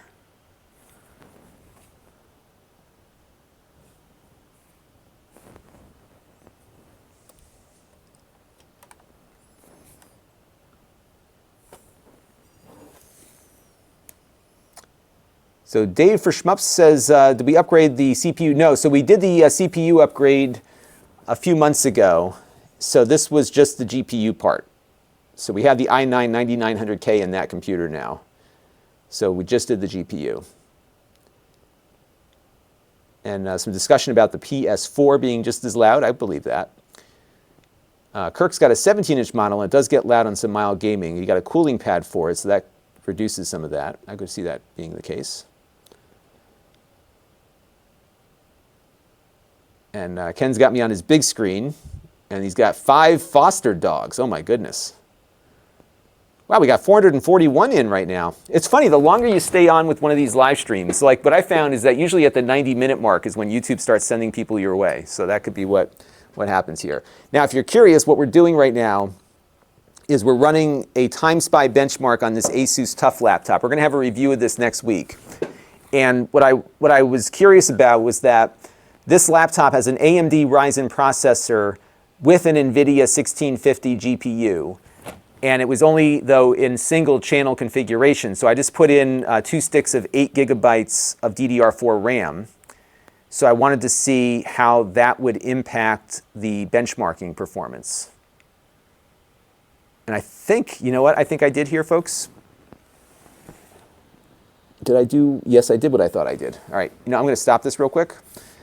And the reason I'm stopping it is because I installed the hard drive in the USB 2 slot, which is why it's so much slower. So we're going to just rejigger the test here. I was wondering why that was loading so slowly. It's always important to check your connectors before you plug things in. So this one has 2 USB 3 ports here, but this is the USB 2.0. So if we pop that out of here and plug it into the faster port, we'll get better performance. And they're not marked, like the only way you know, let me get the camera back in focus here. The only way you know is by looking at the little icons here on the side. So now we'll plug it in here and it'll load up a lot quicker now. And I just want to prevent having any issues with loading, or having loading impact our performance there. So let me just go back into Steam real quick. Sorry about that. But I'm not expecting a big difference in the test score here. I think we might see better CPU performance on the test, but I don't think we'll see any change to the graphics performance. And let me go, oh, I gotta repair the drive up here.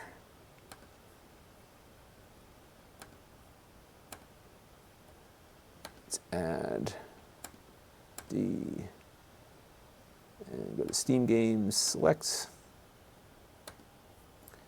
All right, 3D Mark. Okay.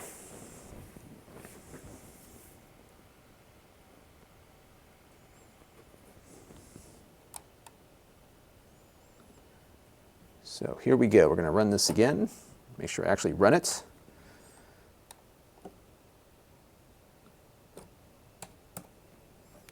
So I think the biggest trade-off on this one is fan noise. But everything else you've got is really, I think it's really well put together.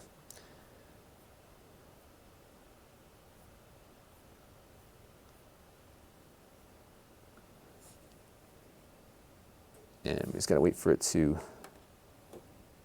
I think I clicked launch like 3 times already.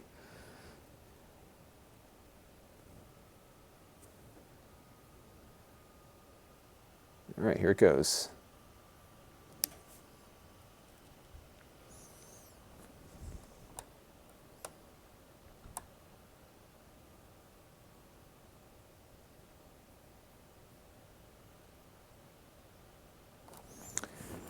All right, folks, buckle up.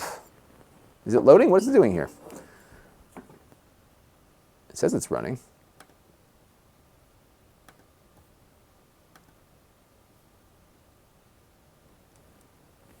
I'll give it a second.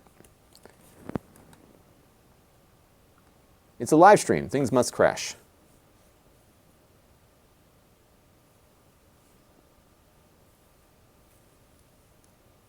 So Renee wants to know if we installed the 2080 Ti. Yes, we did last night. 3 hours of that. But it's working great. And I'm going to do a little bit more with it for the video that I'm going to put together on it. So I'm going to capture some more VR footage and stuff. All right, let's run this again.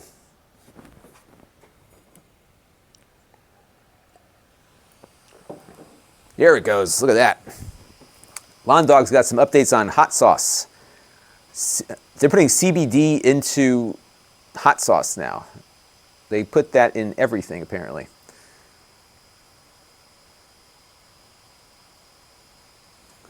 All right, so let's let this thing. It's funny. It's loading these benchmarks just as slow as it did when the drive was on the USB 2.0 port. So maybe my cable is at fault here. We'll see what happens.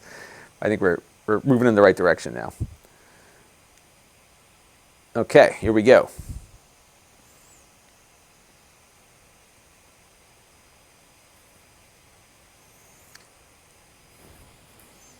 And at the conclusion of this test, we want to see how it does versus the laptop in single channel mode. And again, I don't think we're going to see any difference to these graphics scores. It's going to be the same or close to the same. I'm very curious to see what the CPU number is going to look like. And this is a Ryzen 7. So I think it should do better, but I don't know. So we'll see what we get when we're done running the test.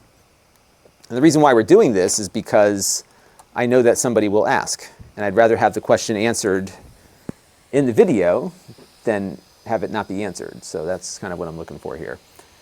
So we just got to let this demo part run here. And I'm running the demo just because when Jake runs it, he usually runs the demo too. And it's a good way to measure your system because the demo will strain the processor and build up some heat. And so it's more representative in the benchmark score of what you're going to get in real life because your testing is not starting until after the strenuous demo has run.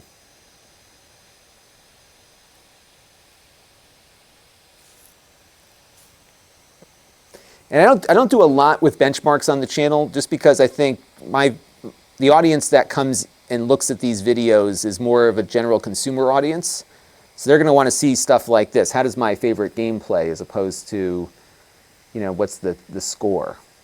And there's plenty of places to get benchmark results. But I think it's good to have at least one decent benchmark that we can run on everything just to know where it kind of fits in the big picture. And of course, you'll find that the actual performance of the games comes in around the same, the same scaling there as far as the comparatives. One thing that's cool about these, see, this would be like a really cool VR game, wouldn't it? And you watch these demos, like this would be such a fun VR game because you could hold up your mirror with your left hand and then reach in. So you see how she'll reach in and get her gun out.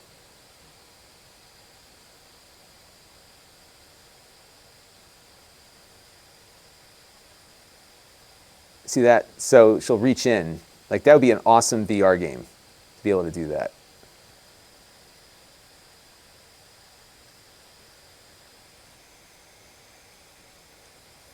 All right, so the demo is going to end here, and then we'll start the actual testing. And boy, are those fans loud. I don't know if you can hear that. It's really cooking.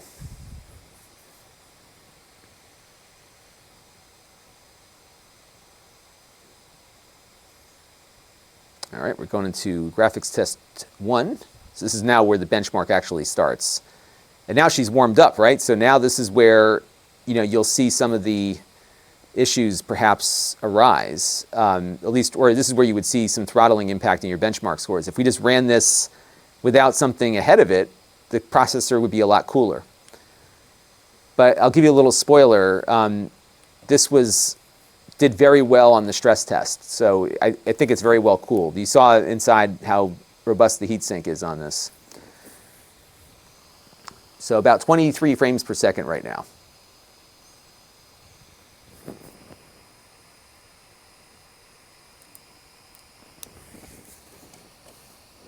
And I think I think we'll see the same graphics score here when this part concludes. So the result on the single channel config was 21.6 frames per second, and that's about what I'm seeing here right now.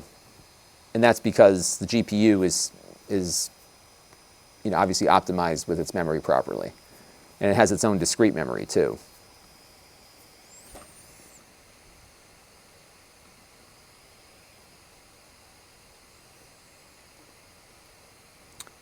So we have 565 people on the chat, and everyone's so quiet. We'll see when the bots show up later.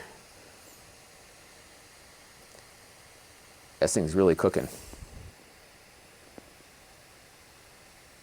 It's got some beefy fans on it.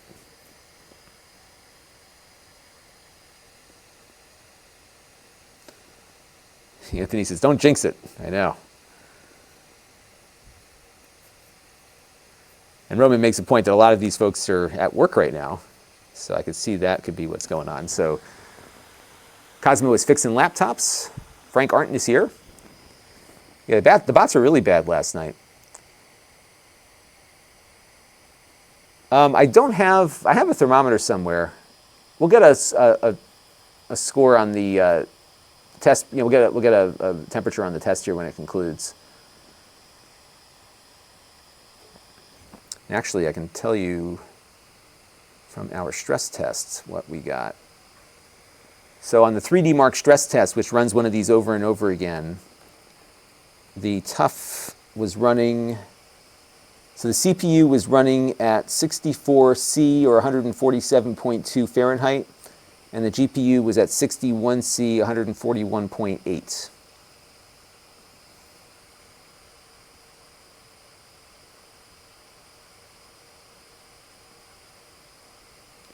So Al is doing his bookkeeping. Well, I could get my FLIR out, couldn't I? I have that FLIR, don't I? I think the battery's dead on that thing. I'll have to charge it.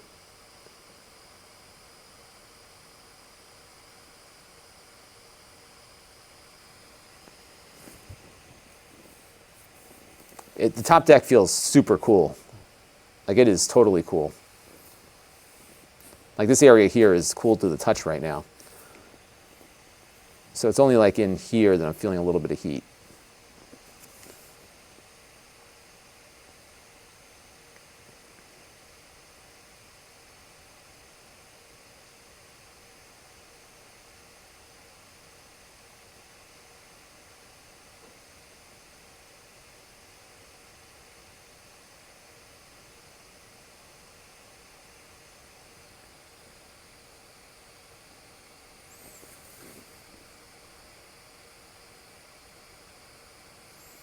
BB Garnett says, how many times do you think they stress these machines before sending them out?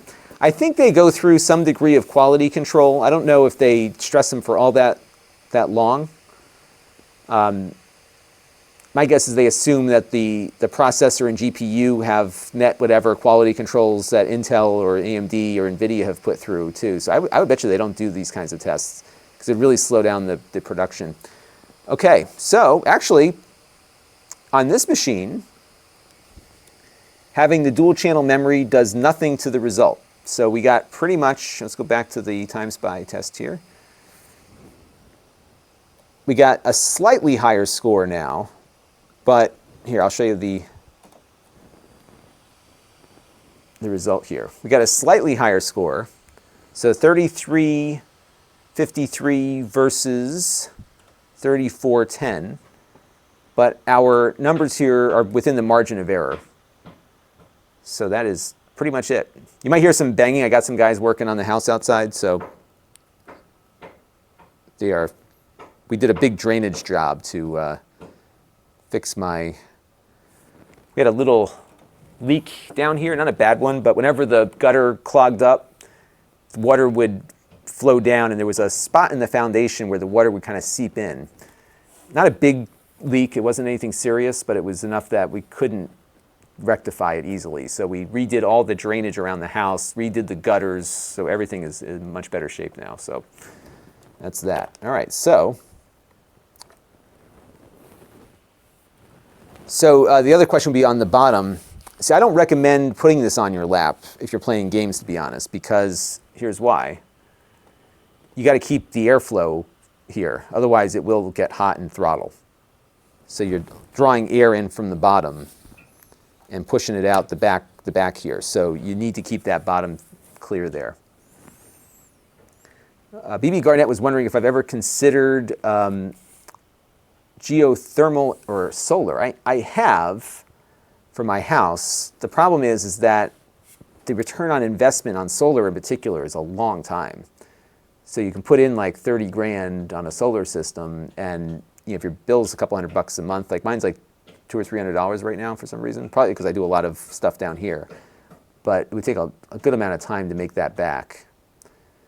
And I don't like the power purchase agreements and all that other stuff that's out there, so I haven't really invested in that. All right, I want to run the VR test real quick just to see if we see any uptick there. So let's install VRMark real quick. And we're going to run the orange test. We ran this earlier when it was in single channel.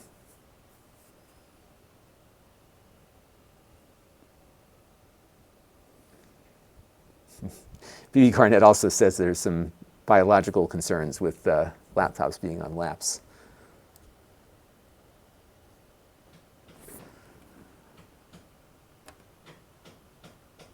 All right, let's go and look at VRMark. Where is it?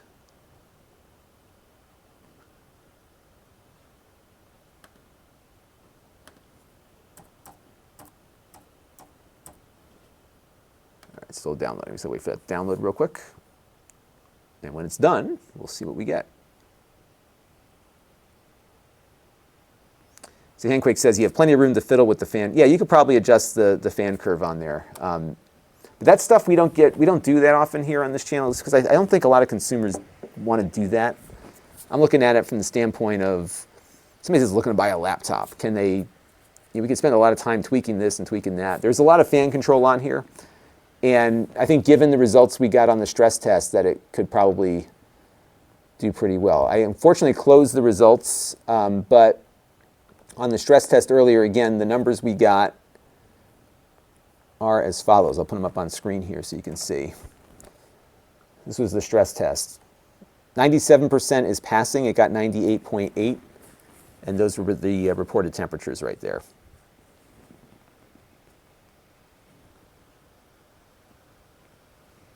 So you could probably make the fans run quieter, but they're still going to be pretty loud on this one.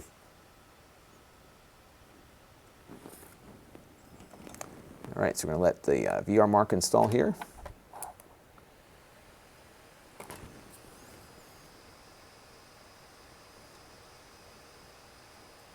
So Renee was wondering if I've heard anything about the re-release of the Valve Index. So it's interesting. As it turns out, the issue that I had with the Jelly Vision on the Valve Index were due to my eyes. And I don't have corrected vision, but I had people come over, I had my wife try it, I had a few other people try it. They didn't see what I was seeing. I saw there was a few people on Reddit that that experienced it, where you can't get it in the sweet spot. And it could just be how my eyes are shaped or something. I just could not get that headset to work right with me. The controllers are another story. I'm hoping they fix the controllers, because I was actually thinking about picking up the controllers, because I do like the controller design, and I think those, the Half-Life game will really be suited for that.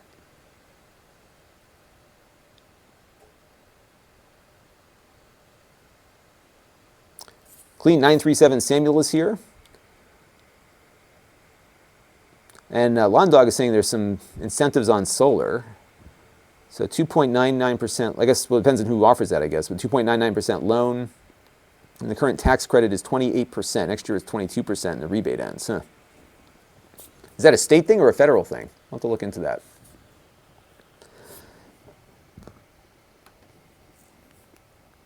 Because I would like to tell the power company to go shove it and generate my own power. All right, so we're going to launch VR Mark.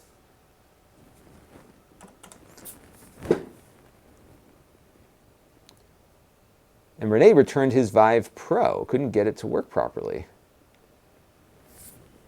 So I have a Vive Pro, and mine's working fine. You know, it's funny, because I had no issues with the Index. I'm sorry, no issues with the Vive Pro, which a lot of people have issues with. But so I think there's some optical eye issues here at play as well. All right, so we're going to run the orange room, because that's what we ran before. And we will see how this one does.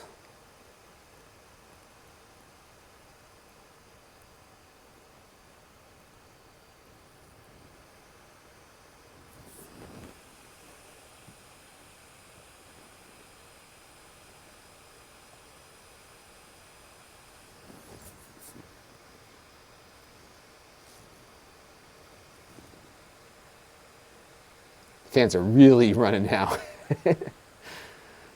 This is really cooking.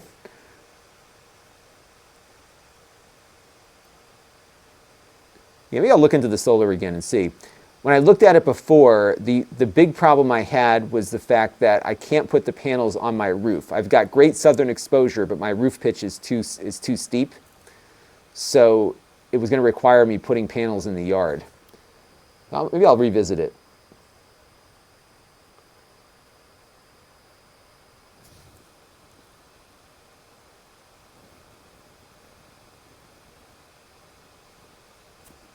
So Renee was getting an intermittent gray screen, changed my motherboard, got a 2080 Super, and a new processor, a USB.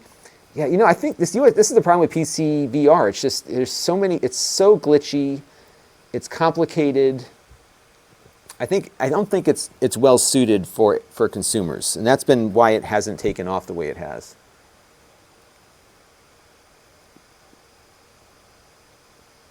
Penny, I'm not scared of anything, but I need to get these tests done just to have my comparative for my notes here, and then we will look at, was it hardware monitor? We'll get HW monitor and put that on if that's what you want to see. We'll get that going. All right. So before single channel, we got, you know, it did a little bit better. So here's what we got before, 4179. So we did see a bit of an uptick. So let me write these down here. This is the one test there that we saw a measurable difference.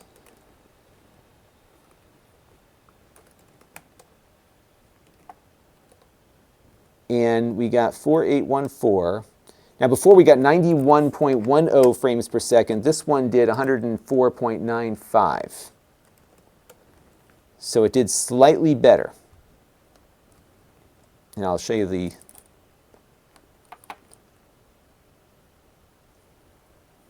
and that's a little bit more than just the margin of error. That's like a, you know, more than a 10 frame rate difference.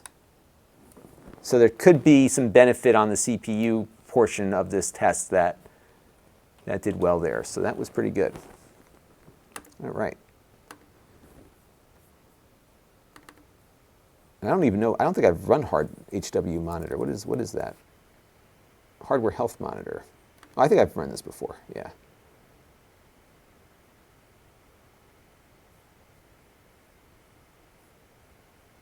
So let's do,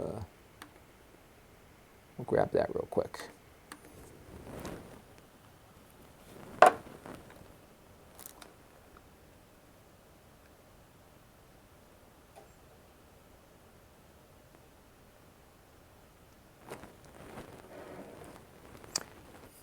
Yeah, so in Connecticut, they don't let you do it either. You have to be hooked up to the grid as well, which I think is awful that we require people to purchase from this monopoly. Although the problem with solar is that you really can't realistically work off the grid because you have issues of sunlight not being there. If you have a snowstorm, like where we are, for example, we have snowstorms all the time. That can have an impact too. All right, by request, we have hardware monitor running here. And I don't know what you all want to see or what our friend here wants to see. Maybe I'll run that test again and you can see it run next to it. So we'll pull that back up again. We'll just run that VR test one more time. And you can get all of the temperatures and everything else. I'll zoom in so you can see it better.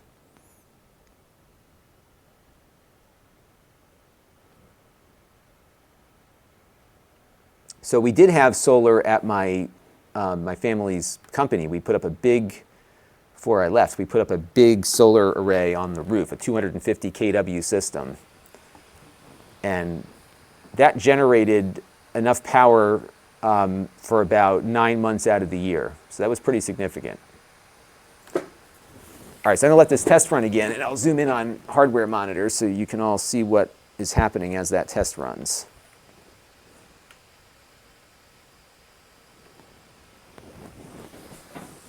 Oops. Pull it back up here, front and center.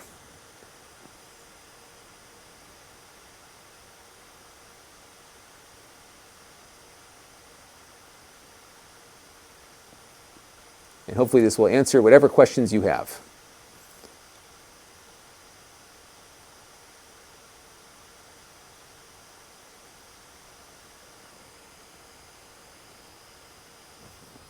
And he wants to see the CPU temperature, so let's scroll up on that.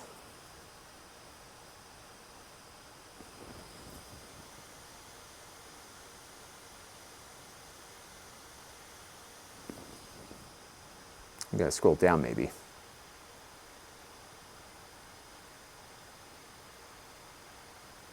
Temperatures. Let's see. I'm not seeing the CPU temperature on here. AMD Ryzen 7. Temperatures, there you go. I'll run it one more time so we can see it from the start here.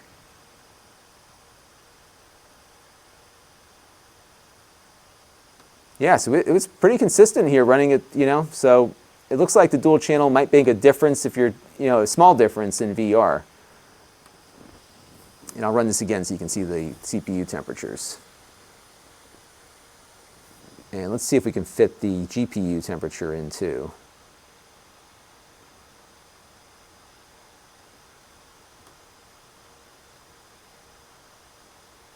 There you go. So you can see the GPU down here and the CPU up there.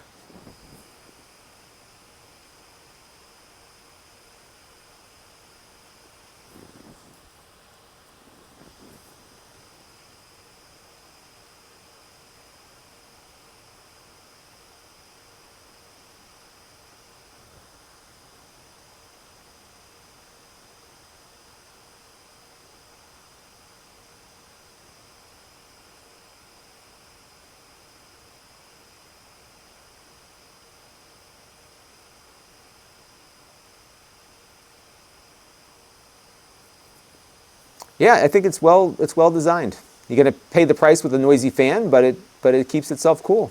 That's all you can ask for. Paul Wakefield is learning a lot from my live streams. I'm learning a lot from all of you too. I don't spend a lot of time focused on thermals necessarily. We run that benchmark just to see how it does. So Renee, this one starts at 649. You get the same GPU that this one has with the Ryzen 5 versus the Ryzen 7. I think that's a really good deal. So I think you'll see very similar graphics performance to what we're getting here on the machine right now. So there you go. All right, so I've got about 10 minutes, so why don't we load up a game or something, shall we?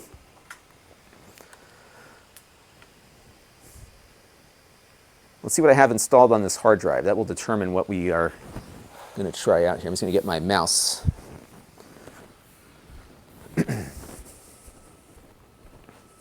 Actually, I'll get my game controller here, and I'll get my mouse.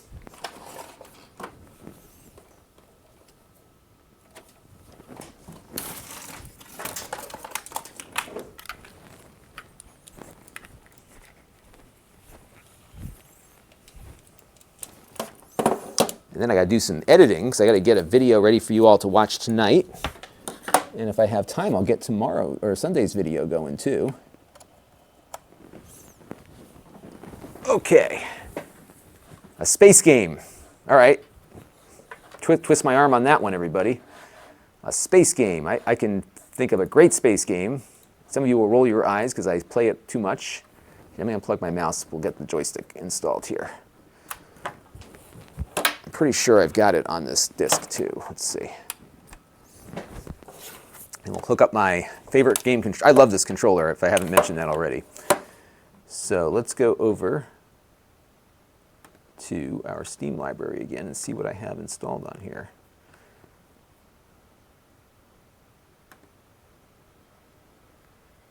Let's filter it based on what I've got. Ready to play. Ah, perfect.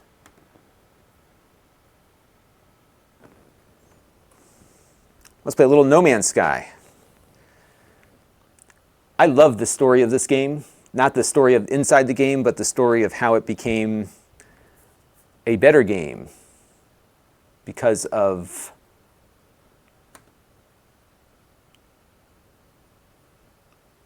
and you know what I'm going to do too. Well, right now it's just syncing up my save game. And I think what I'll do too is just load up fraps so we can get a feel for the frame rate.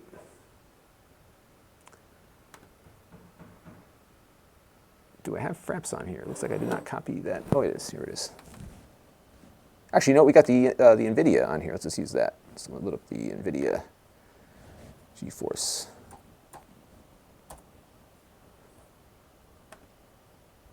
We just got to wait for the thing to update here.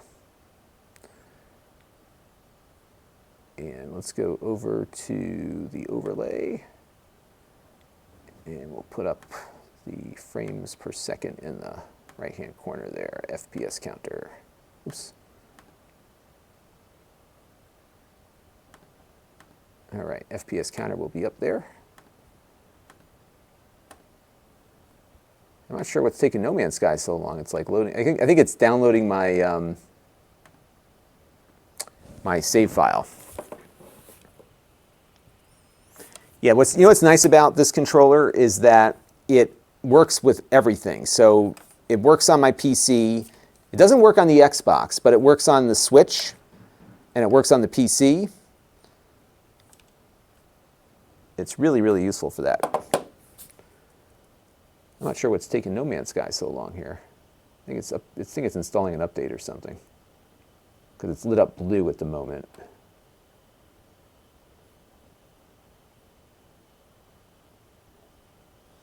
Oh, there it goes. You know something's happening when the fan kicks on, I think. But this is my point, like last night, this is what we did for 3 hours, was waiting for things to update before we could play them.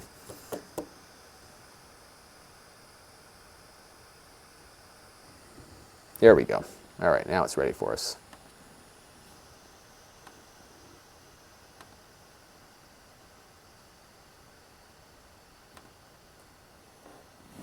It looks like we got to install some additional something or other on here.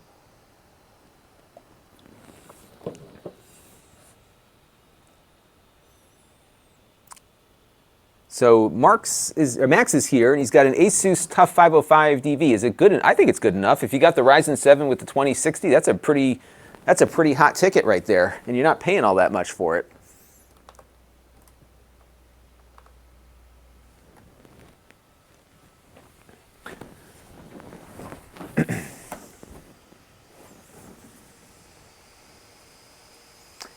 The keyboard feels okay on it. The key spacing is a little much for, like, the keys are pretty far spaced.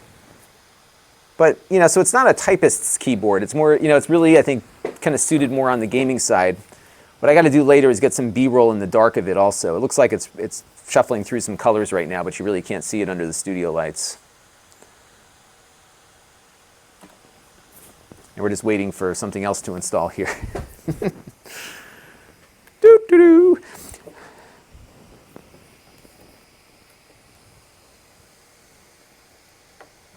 Yeah, but you'll do pretty well on VR with a 2060. It's a good system.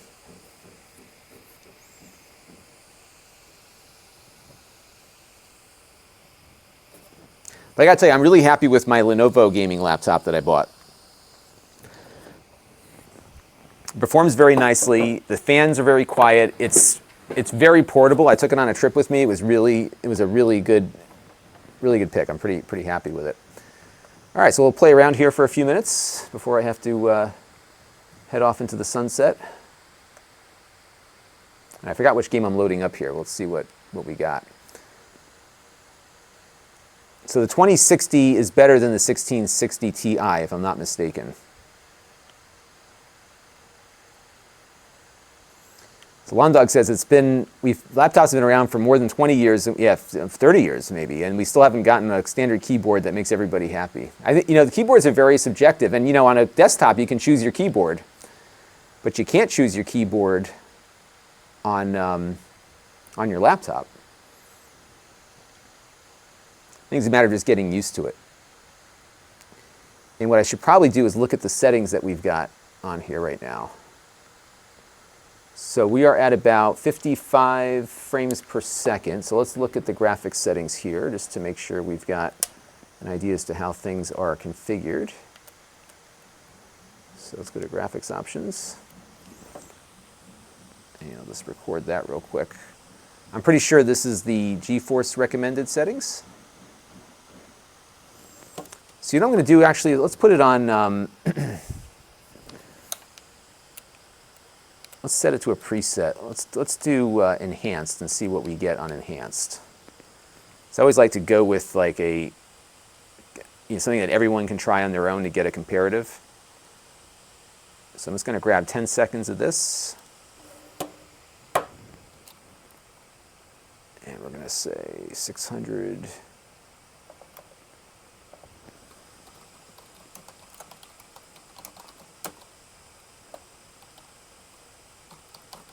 All right, so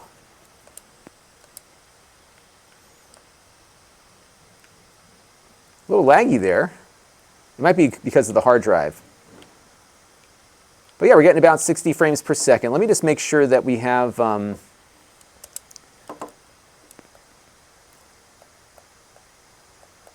VSync turned off. VSync is, let's turn that off. Okay, there we go. So we'll get a better, and actually one other thing to set on here, because we are on a 120 hertz display. I don't believe the display is a, I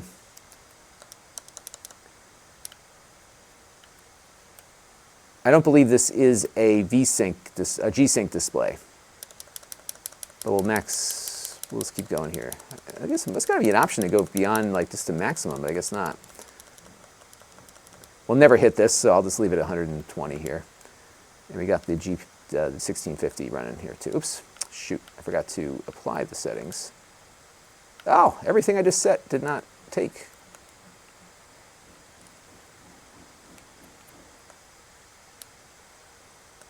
All right, and while we're in here, let's set the video options. And this will set higher. And we'll turn the VSync off and apply that too.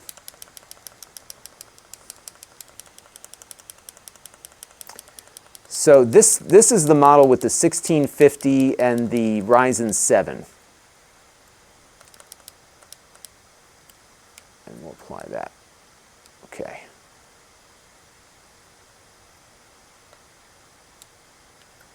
We'll restart the game real quick and then we'll see how we do.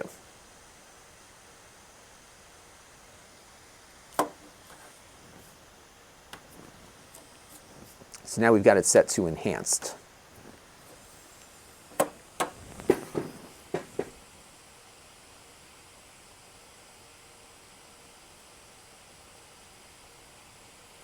So I think too, Londog, the issue with keyboards is that it's not only the layout, but it's also the travel, the tactile feedback you get. It's such a hard thing to like come up with. It's like a mattress, I guess, right? There's like all these different types. So it's like you know it when you see it, I think is the...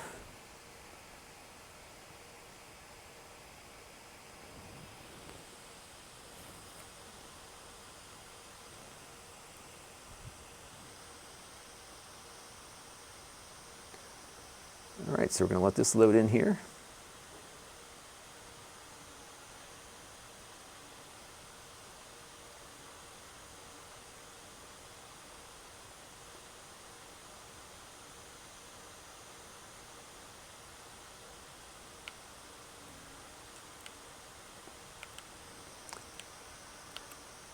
All right, so on enhanced, we're getting about, let me start recording here just to get some B-roll.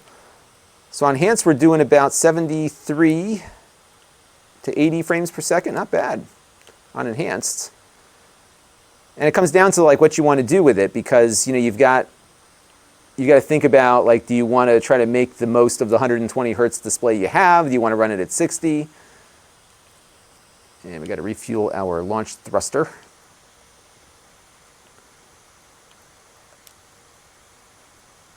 See if I have any fuel. So no, I don't have any fuel. So what I have to do now is, my pack is all filled up too. I got to make some of this stuff, and then I got to make the launch thruster right here. And then we'll go over here and just put that in there. And now we've got the ability to take off again. There we go. And I reversed the controls last night for the... See, the problem is like the VR mode, you want to reverse the controls because... Switch this around here.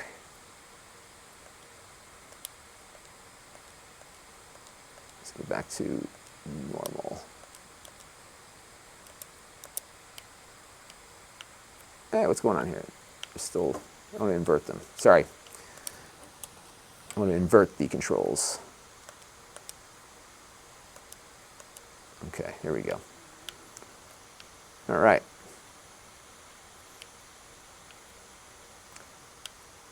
You're getting a little bit of lag, but I think that's because we're running off the external drive. So let's go into space here and see how that works out. And you'll see that frame rate get much faster now in the space area, the space scenes here.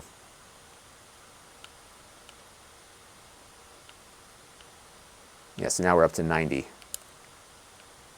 Not bad. And then we'll go back down to my base down there and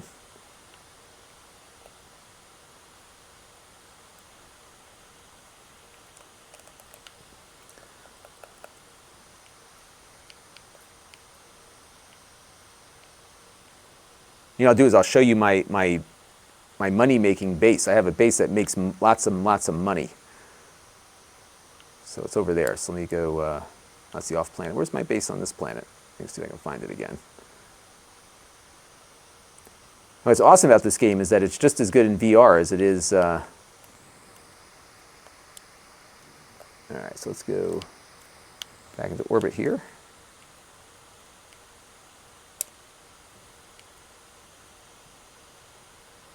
But yeah, it's doing pretty good, I think.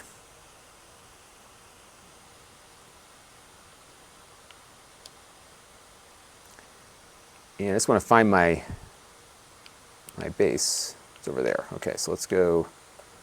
Oops.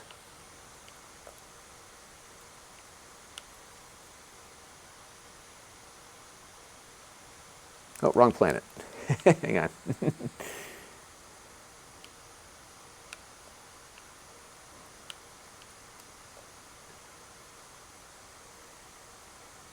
There it is.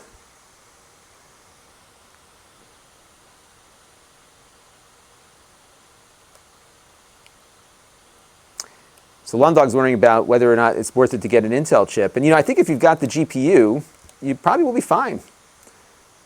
The Ryzens aren't bad. I think where the Intel will do better is on battery life. That's the one thing I got to do a little bit more with on here is battery life. I'm guessing you're probably going to get 4 or 5 hours out of it. Far less if you're gaming on it.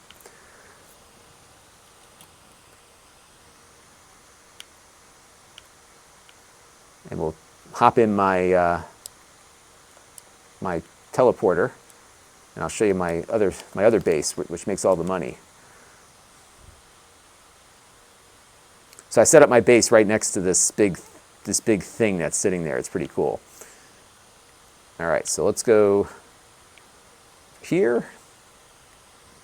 And where did I put my teleporter thingy? It's over here. So speaking of solar power, my entire base here is powered by solar. And then I've got a battery here that stores up some juice. And these are my storage containers. And these are like, they're like they link up with my freighter. So if I put something in here, it's immediately in my freighter too. And I'm working on a little porch up there. And I'm going to next install a teleporter to go from the ground up to the porch. So that's my next little project for my base. And then I'll hop in here because I'll show you my other, so I have another base. And so we're right now at, my daughter and I built this base together, so we call it Kira and Daddy's house. So where is my Engirl outpost? This is where my money making operation is located. So we're going to jump in there.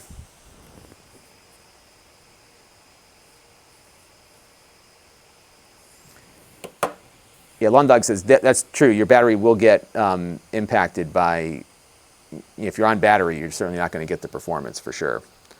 This really throws my camera off. Look at that. It's all blurry. All right, so now we're going to transport over to my secret base. And this is a very dangerous planet because it's got like awful weather. So it looks inviting right now, sort of, because the rain is kind of going here, but it's very treacherous. But this is one of these planets that has activated indium. And I have a storage depot here, and then this stuff's worth a lot of money. And I'm out of room in my suit. Let me just get rid of something in my suit here that I don't need. Get rid of this salt. Get rid of that. And I've got enough room to store my... And this stuff you can sell on the in a base or in a star one of the star space stations. It looks like I got some like ship parts here. I haven't played in a while, and I've got some. I think I found the ship and I scrapped it for parts, so I've got some stuff that I've got to sort out here. So let me get the rest of the supply out of here. So what happens is while I'm not playing, these things are constantly generating stuff. And if you look at the value of what I have, so this is worth like 9 or 10 million units. So every couple of hours you stop in here and just pick up your cargo. And then the vein that I'm tapping is all the way over here. So you got to follow that pipe all the way to that hill, and that's where the vein is. And there's like you have like a special thing. This thing here. And then you go to your resource detector, and you find like where the resource is located. And here, I'll walk over there, and you can see what we've got. It's a really fun game. So up here on the hill is where we've got the mining operation. And those pipes are bringing it down to the storage area. So these things are constantly running. And they extract the mineral, and then they shoot it down to the storage area over there. And some people have made up some really elaborate farming operations, more organized than mine. I kind of just build stuff as needed. But you can see I have a lot of solar panels here and a lot of batteries, so that this thing's running like nonstop. And you have to really manage the power. These things use a ton of power. And then I got to get back quickly before the weather turns. And then the weather turns here, and then they also have these storm crystals that only appear in like super heavy weather. So you get some money from those. But I love this game because you can just like get in your ship and just start flying around or go to a different planet. It's like, boom. So let's go see another planet real quick, shall we? And then I got to run because I got to get some other work done. So now we're in space, and this is one solar system out of like trillions. And you know, I can just like set course for that planet there. We'll just hit our pulse drive. Take us like 23 seconds to get there, but this is another planet, and I can just land on it and jump out. It's so cool. BB Garnett says it looks like it took a while to teleport. I think it's actually just masking loading time. So I don't think the transit time has anything to do with the distance necessarily. And the scale of this game is pretty crazy. So they have multiple galaxies, each with like millions or billions of planets, and then there's like, I forgot exactly how many galaxies there are, but there's a ton of them. And then every planet has kind of a unique configuration. All the land is all different on every one. But the planets themselves get very similar. So even though they're all different and unique, after a while, like you'll see a lot of similarities on the ground and the atmosphere and stuff. And what's been amazing is like how much has been added to the game. So I can jump out here, and this is like another planet that's kind of iffy on the... But you can see there's water here, right? So I can run down here.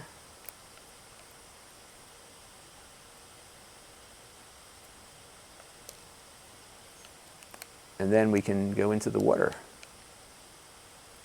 And there's a whole underwater world here. And they've got underwater base parts that you can put together. And this water is like apparently very radioactive, so we really don't want to spend too much time in the water here. But it's pretty cool. Just the depth and the scale of the planets that you visit is remarkable. And we can get back to our ship and move on to the next place. And you'll see this kind of stuff all over. So like here's like a little drop, and usually it takes some kind of... I don't have any of this stuff so you have to like find a resource to open it up. And usually there's some goodies in there that you can make use of in other places. And you'll see creatures. The creatures are all unique, so every planet has creatures that look different. And then you get money by identifying them. I think I may have already identified this guy, so because I've been here before. Nope, I just discovered them. And they get credits for that. So it's easy to start making some money early in the game. And back in your ship and back into space again. Pretty cool stuff. So yeah, not a bad little gaming laptop. And it's neat, 'cause we haven't seen one with a Ryzen NVIDIA combination. And we'll exit the game. So Londog says, why isn't there a pill to protect you from radiation? Well, you can upgrade your suit to have radiation protection, but there's energy trade-offs with it. It's I'm telling you, once you get into this game, it like sucks you in, because it's just there's no like objective. Like you can't really finish the game. There's a storyline that you can run, but it's just kind of cool just to build out your stuff, and then they keep adding things. So the new add-on is this living ship, which I haven't played with yet, but they have organic ships now, and you basically grow them out of the ground, which is really neat. So that's the next thing I'm going to start playing with. Probably in VR too, because I think that'll be really neat to do. So yeah, they keep making the game better. There's all these great add-ons that they've been doing. They've added a lot of multiplayer stuff. So if you do happen to encounter somebody now, you'll actually see them in the game. It's very rare that happens, but there's places where you can run into people. So they have a Nexus space station you can summon, and there's a bunch of people in there. I was talking last night on the channel, there's a Reddit group, and they set up a community planet for all the people on the Reddit group. So you go to that planet, and then you start exploring around, and you start running into people all over the place there. It's pretty good. But it's a lot of fun. I didn't get Lon Dog's joke. Yeah, I've been streaming now for 2.5 hours, so I'm like out of steam here. But yeah, pretty cool stuff. So I've been playing this for a while. Yeah, I've put in apparently 200. Now, granted, this is over the course of 4 years. But yeah, I've put in some time. This is like one of these things at the end of the day, just if I have a few minutes to kill here and there, I just go in and chill out. And I'll go on these binges occasionally where I'll spend like a better part of a weekend just popping in and out of the game. And my daughter likes to play with me too, so that's been fun to play with her. So we've done some work on our base together and stuff too, so pretty cool stuff. So yeah, I like the Asus. I'm really happy with it. And as you all know, I like finding things that have a lot of built-in value. And this does have a lot of value, and I think you'll get a lot of value out of the base model even. It's upgradable. You can't upgrade the processor or the GPU, but it's pretty good stuff. But yeah, No Man's Sky, a lot of fun. If you like space games, it's got everything. I mean, it's got base building. I'm selling it here, right? It's got base building. You have ships, so you can have multiple ships. So I've got a nice fighter, and you can keep working your way up to finding better ships. You can buy ships or find them crashed on planets. You got freighters. So you have these big freighters. You can build out a fleet of ships that you send off on mission. I mean, it's just, there's so much to do in the game. It's just really, really fun. So yeah, so for a laptop, it's a good deal. If you click on my Amazon link, you can find it there, and we get a nice little commission if you want to help the channel out. So yeah, check it out. It's all good. All right, folks, I have to get some more work done here. I got to get tonight's video ready to go, and Jake's going to be here in a minute to start working on some stuff. So I think I'm going to call it quits on the stream. So I'm going to say goodbye first to the Amazon folks. Thank you for tuning in on Amazon. We'll end the stream there, and I'm going to call it an afternoon on the main channel here. I've been streaming a lot the last 24 hours, so I am all streamed out for a little bit, but you'll see me again, and I really appreciate all the regulars popping in, and all 632 of you who came by today. And of course, this will be archived at Lon.TV/livestreams, so you can watch it again later if you want to. So all good stuff. Okay, everybody, I'm going to end the stream now. Thank you all for tuning in, and we will see you all soon. Bye-bye.